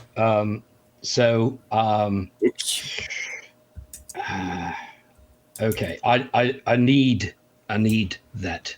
I need that gem. I need it. Do you pick it up? I'm right-handed. I pick it up with my left hand. Okay. When you pick it up, you get a fleeting vision of somewhere very familiar to you. It's actually St. Pastry's Church in Lankshorn, which is the main church. Okay. St. Pastry? No, St. Pastry. So it is an antique stone church with a strikingly pointed steeple and a riot of gargoyles and angels battling each other. And you know it well. This is Father Doby's vicarage. So yeah, and oops, sorry, going back and forth between pages here. So it's in, what's that town? Larkswood or something? Lankshorn. Lankshorn. Yeah. St. Pastry's Church in Lankshorn. Okay. And a grim voice intones in your head, Tansgrenir. Oh, great. Okay. As you hold it. Okay, so you had this fleeting vision of St. Pastry's Church, and a voice says, "Ill events under the eye of St. Pastry. Gnarlgruff stirs." The gluten is coming. Gnarlgrus. Yeah, how do you spell that? I ask it how. You guys weren't paying how do you attention. spell that? I described the festival that's going on. Hlerabuk commemorates the powerful Bregel sorcerer Lord Gnarlgruff, ancestor of both Romius and Malbleet. Okay. Yeah, we totally know that guy. Absolutely. So, Visions of St. Pastry, there's no markings on it that would be like anything that would connect it with the church visibly, right? It's just a crystal. Yeah, no, I'm holding it in my hand. I can look around. Okay. Gentlemen, do we think that our little page boy was in commune with the Droomen, perhaps seeding secrets? I don't know, man. He was full of juices. I'm sure the Steers love that. But I'm talking about Father Dobby's manservant, not this person in front of us. Sorry. I'm asking if we think there's any correlation between a Droon agent who's dead here, and more than likely other signs of Droon being here, and Mabel coming here regularly in the evening without fear of earthworms. Well, that would make more sense than what I was thinking, is that he was trucking with fairies. It makes way more sense if he's involved with some kind of Droon. Or enchanted by fairies, and maybe the Droon guy was just here to investigate fairies, like being here. But it's not a bad theory, not a bad theory at all. So I can, if we want to take the time, I can try to detect magic on that ring. I'm pretty sure it is. But before we do, it seems like it would be smart to see what's on the other side of these doors, because if we're just hanging around scratching our butts, checking also magic. maybe investigate that statue down the hallway and make sure it's not like a trap or something. So he had a piece of paper in his other hand. We don't care about that. Oh yeah, I do. We do or don't? We do. I do. I'll grab the piece of paper, John, and I'll take a look at it. Okay, so it is a scroll of some sort. Taru, do you have the ability to read languages yet? Is that a thing for you? Read languages? I speak languages. It isn't a explicit. You mean the legerdemain skill? Isn't legerdemain the? No, that's no, that's something else. Decipher document. Oh, decipher document. I mean, I haven't invested any skills into it. But you so have I have a threshold of 6. Yeah, so I have a 1. Well, you have a 6. Or right? Yeah, I have a 6. Yeah. Do you want to attempt to do it or no? Of course I do. Okay. So. Oh wait, non-magical text and language that you don't speak. Never mind. Non-magical. I set it on fire and say nothing important. No. I'll hand it over to Tons. To Ton. Tons, when you take a look at it, you can see that this scroll is for the spell rank 1 Decipher. Ooh. Nice. I think I could possibly make use of this. So that suggests he was coming down here with something specific in mind to do. He wanted to decipher something. Who was already here. He was looking for. He was ready to decipher it. We have a prophecy to be deciphered here, and it is of great ill omen to the non-Malbleets. So it doesn't matter for you, Tons, but because it's a level 1 spell. But don't forget that scrolls, you can cast it. Doesn't matter what level the scroll is, you can cast it. Which is probably why he had it, right? Yeah. Okay, so beyond the door, you said you were going to check out what was in the other room? Yeah, I'll take the hooded lantern and I'll lead into the next room. Okay. 10, 15, 20, 25, 30. So there, you enter into another chamber. It is 40 feet east to west by 20 feet north to south, and you're entering in from the eastern part of the northern wall. Sorry, I had to get back to my map, John. Will you tell me how the size again? 40 feet east to west by 20 feet north to south, and you're entering in from the eastern part of the northern wall. And stone blocks on the walls and the floor. vaulted ceiling, similar to where you just were, about 15 feet high, a little bit higher, okay? But here, different than the Sturge lair, there's a tracery of frost that covers everything. Just a very fine tracery, like a pattern almost, very beautiful. There is an overturned table that's about 20 feet long, a very big table that is carved with hunting scenes all over it. It's been overturned. There are 6 alcoves that are dotted around the room, 3 on the southern wall, 2 on the northern wall, and 1 in the middle of the eastern wall. Each of them are arched about 8 feet high, and there are faded murals at the back of each of those alcoves that you can't quite make out what they are without closer inspection. And there is a single door that leads out to the west on the western wall, 10 feet up from the southern wall. And there doesn't appear to be anything moving or living in here. And the smell of the sturge guano is still there, but fading, right? Okay. Is there any temperature change? Not really, no. A little bit colder, but it's very slight. But still, things are still fairly comfortable. You can still hear the keening pipes from the west, by the way. Turn goes by. And the frost that you mentioned, John, is that actual frost on things, or is it like a pattern carved in stuff? It's actual frost, but it's in that very delicate first parts of frost, where it forms that like crystal, that beautiful crystal lattice work that frost sometimes has, on windows. Yeah. That kind of frost is great for leaving footprints. Are there any footprints in this room? Good question. No. And no, we don't see any figures, at least in the alcoves that we can see directly across from us and close to us. You're not really close to any of them. You just stepped into the double doors. I'm just saying that there appears to be murals that you cannot determine the details of at the distance you're at right now. All right. Do you guys want to take the time to have me take a look at this ring, or do we want to press on and just pocket it to look at it later? How long does it take you? A turn? Yeah. We can search the room while you look at the ring. It's fine. Exactly. Let's do that. I kind of want to check out the table and see if the people in the hunting scenes are Fae. One question. After the vile wizardry, no offense, Don, that we no offense taken. Go ahead. And the floral aspects it had, do we worry that this frost might, when stirred, have any magical effect?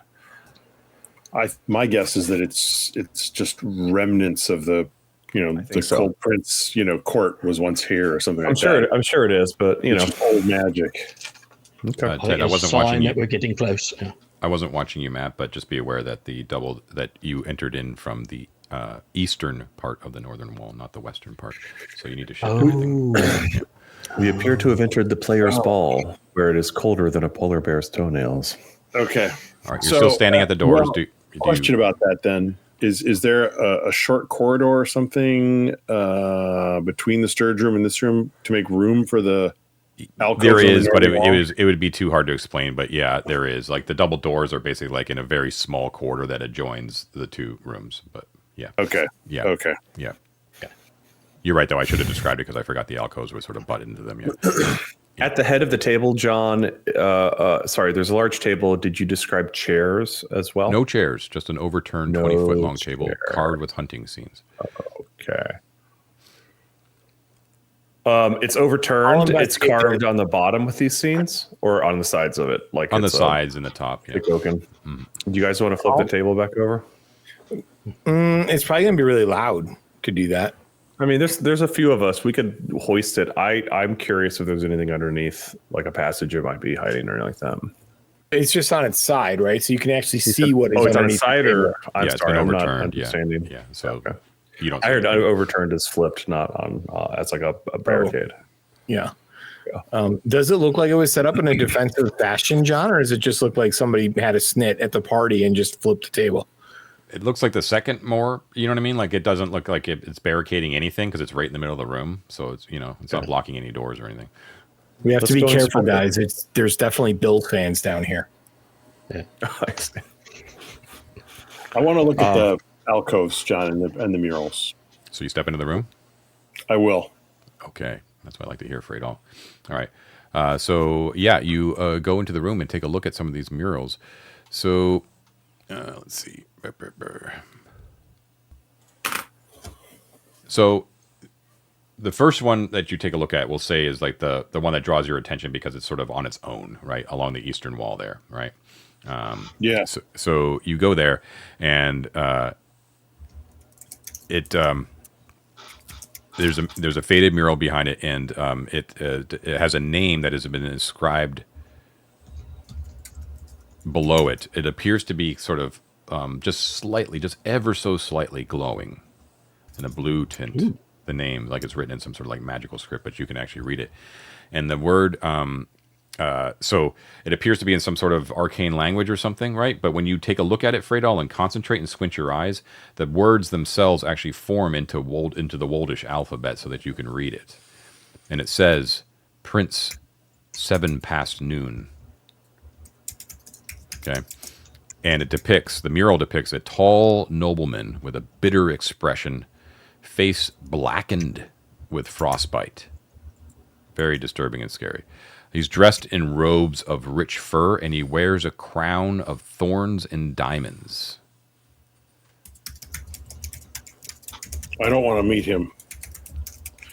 Prince nice crown, 7 past noon. And does he have like, pointy ears and facial features associated with elves and fairies?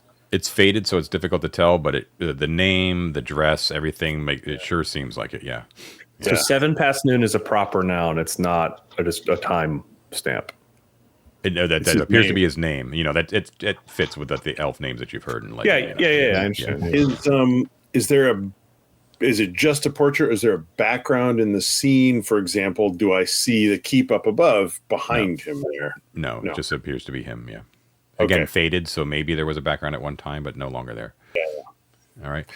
And John, is this a fresco mural or painted on canvas? Is it egg tempera?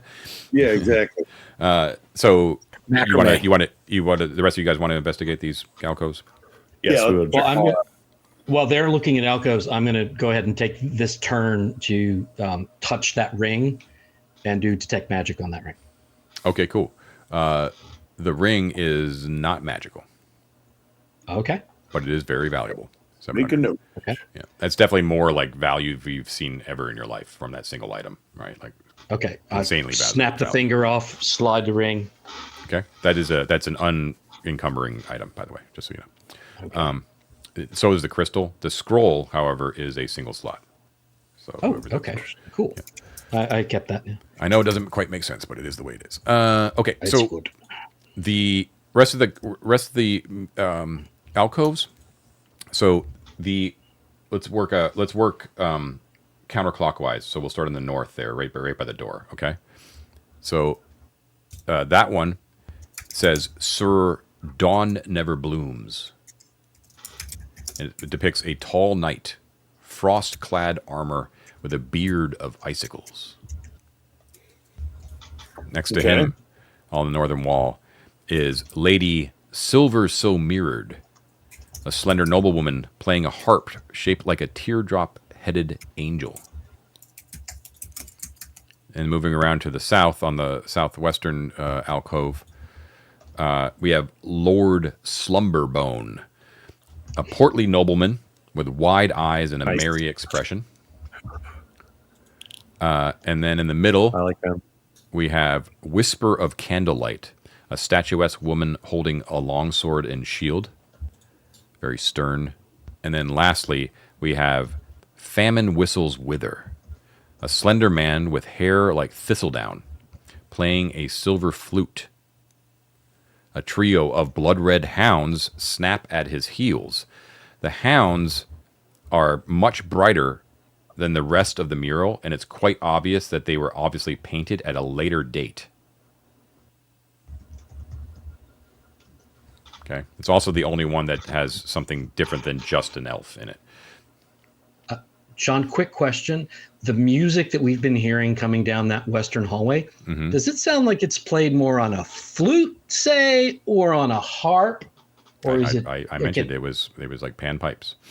like a flute. Okay. An eerie eerie whistling. Oh, John. Any of the alcoves, like, I'm imagining it's just slightly recessed. The back of the alcove is painted. Mm-hmm. And I'm guessing that we're not seeing, I'm not sure how to describe this, but I guess if I walk around and I'm looking at them, what I would be looking for is, there's nothing else in the alcove? Are there stones or sections of the paint that where the surface is cracked and there might be something loose or behind the mural, anything like that? You could make the case for all of them that are like that, just because it's ruins, right? And it's faded. So I understand what you're getting at. Like your purpose is to try to see if there's like maybe something secret or a secret chamber back there. In particular, the Famine Whistles Wither one, if it's been painted later with the hounds in particular, strike me as maybe that's hiding something. Right. So if you're you were pretty specific, I would say like it would take like a turn for each specific alcove if you really wanted to cover them each, kind of looking in that way for weird stones or stuff like that. Do you want to spend? Well, if the four of you do it, I could roll it all into a single turn if you wanted to. Famine Whistles Wither one is a pretty interesting name. Yeah, wolves at the tail. Interesting. We can do that one. My theory is like, okay, so this is Mike's tinfoil hat. These are all nobles from this court, right? That guy did something to piss them off, and the hounds are added as like some additional like curse upon him, or almost like a voodoo doll thing, right? So the dude's probably like literally being chased by red hounds somewhere. Well, did I miss this? I'm sorry. No, are the hounds depicted in like his pets, or like they're holding him at bay, or like what's the relation shown with these? They're snapping at his heels. In an aggressive way? Oh yeah, they're snapping at his heels. Well, I mean, yes, aggressive. Are they yes. smiling? A trio of blood red hounds snapping at his heels. Okay. Well, I think we should search them all. Okay, so you spend a turn searching all the alcoves. You do not find any secret doors. However, in the course of your searching, you hear from beyond the western door, which you have yet to go through. You hear the distinctive, awful sound of a crookhorn beyond, and it's yelling out, and it says, "Grubnut! Grub's up! Where are you, Grubnut?" Over here, I'll say. Okay. Oh, what? What you doing over there? I hide behind the door and get ready to stab whatever comes through. All right, so the door slams open, and there is a disgusting looking crookhorn that displays itself in front of you. And let's see, it's got we get a surprise round on him or no? It has a bright orange fur that you can't tell if it's natural fur or it's actually been dyed with some sort of pigment or paint or something like that. Ooh, I like pigmentation as a concept in this. Oh, interesting. And he comes in and he's got a spear with him that he's just kind of carrying loosely, and his eyes sort of widen, and he's like peering, as he kind of bursts through and sees all you. I'm gonna say, careful! Some fairy glamour has affected all of us and made us look like those wretches. Don't let it affect you too. Okay, cool. I'm so hungry though. He's not the brightest guy in the. I don't know. I'm riffing. I'll give him let's see. All right. The only good set I have is Charisma, so I'll try it. Does he count as demi-fae? You're all fucked up in there then. You all get changed. It's the frost on everything. Careful. Which one of you is Grubnut? Me. We should all say me at the same time, actually. Me. I'm Grubnut. I'm Grubnut. Oh, what is this devilry? I told you never to go in here. Oh, Grubnut. Throw me a rope and pull me out. I can't move. I can't. I'm going to go get the others. Fuck. The minute he turns, I'm going to loose when an he arrow in does his that, back. I'm going to stab him, dude. And I'm going to just like, yeah. Okay. As soon as he turns, we should jump him. Yeah. Well, Get him, boys. All right. who say? Go, Greg. Yeah. What? Oh yeah. I don't What? have anything. Do it. Okay. David, you Gorg. might get a sneak attack on this if you're. No, if you I was going to book try him. to get a sneak attack on him, but he's not near me, so I'd have to shoot him with a bow. Well, Okay. Okay. So, John, I had said that I was hiding behind the door, like I was next to the door when he came through. Okay, then you can attack. Go ahead. You can get a +4 to attack. Okay. Is anyone else doing that, or should we need to roll initiative, or is it like missiles first, or like what's the deal? Well, Like you were ready. I think you were ready. Yeah. So. Okay. So just go ahead and roll +4. All right. And you said a +4 on top of my normal +2. Yeah. Yeah. It's AC 13. Okay, I got a total of ace. Well, I rolled an 11 +4, 15, So you 16, got it. 17. Yeah. Okay. And then damage is a d6 +1 for my strength. I rolled a 4, so that's 5 points of damage. Okay. All right. So yeah, you swing at him with your sword, and I need you to make me a saving throw versus Doom, please. Oh, you got the ink. My save is a 12. Oh no, I rolled a 4. Do not get close to these guys. Okay, so yeah, you swing into him, and blood erupts from him as your sword slices, and blood sort of spatters you, and you're like, oh god, crookworm blood, and you're like, that's probably not going to be good. As it squeals in pain, shouting, and it's like traitors, invaders, infiltrators inside the Knoll. To arms! To arms! Well, before he gets an alarm off, does anyone else get? I'm just like, does anyone else have a missile up and I can shoot him? I do. I've got my sling. Mike, you got a surprise attack because you were near the door. Okay. Okay. And gotcha. it all happens simultaneously, so you attack him and he screams out. So we will pick it up next time, I believe, with with rolling for initiative, and seeing if his reinforcements come and if you can silence him before that happens. So we will leave it there. Right All right. on. Very fun, cool. guys. That was amazing. Very Okay. cool. Good start, I think. Yeah. And we'll leave it there. Okay, so thank you everyone for watching and or listening to 36 Down the Line, the most criminally underwatched actual play series on the internet.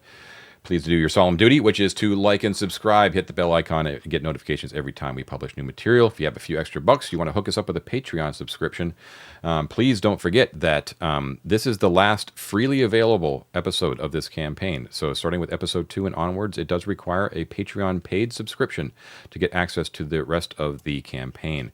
So if you're interested and you like what you've seen so far, definitely hook us up with one of those. You also get access to some of our secret Discord channels, a few of which will be specifically given over to discussing Dolmenwood spoilers. So do that if you've been enjoying it. Thank you to all of our patrons, our explorers, delvers, and of course especially our conquerors. David has the distinct pleasure tonight. Go ahead, David. Thanks, guys. First off, we have a new conqueror, Dogleaf. Welcome to the powwow. As for the rest of you, thank you, Mike Butts, John Bosek, Scott Fournier, Sophia Peng, Carl Stephenson, Necrotic Gnome, Dimmy 1997, Eric Manley, Todd Jeffcoat. Oh man, I give Mike shit every time, and then I just. You can do this, David. We believe in you. All right. Starting over. Todd Jeffcoat, Tyler Hackenberg, Christo Lute, Julian, Jofo, Brutes Monkeys, Joshua Owens, The Mighty Martian, Christopher Bishop, Banana Hammock, AJ, Joe, Michael Sauer, Adam Levis, Desiree Marcel, Grizzlove Games, Dustin Reedy, King of Zoops, Rock of Sages, Arcane Lane, MP, Todd, Brawler Jake Ain't Joshin' Around, DM Dr. Rob, Robert Kenyon, Steve, Jeff Marino, Alan Barton, Robert Kirkland, Eric Tsunami MD, Samuel Dillon, Yesterday's Glory, Mike Small, Richard Barton, Isaac 2D10 plus 25 DTL Spencer, James Boyle, Doc Jones 73, Jackson Bates, John Hooker, Mordrew, Zachary Hall, Saps, Papa Bear DM, Zach Shiflett,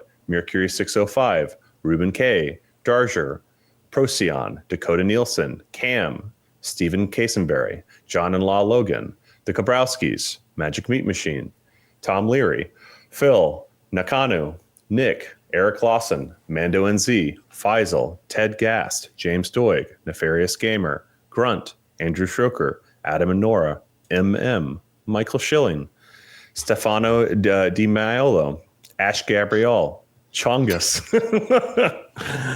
Brawler Josh Ain't All Jake, Arno, Lona, Michael Walker, Mother of Romulus, Han Dandler, Summon Toast, Too Rude to Ishvan, Arca Brawl, Dungeon Heart Adam, Scott Yearsley, Mech Jack, Kick Maniac, Dire Grew, Tom Eric Garrettson, and last but not least, the Mats.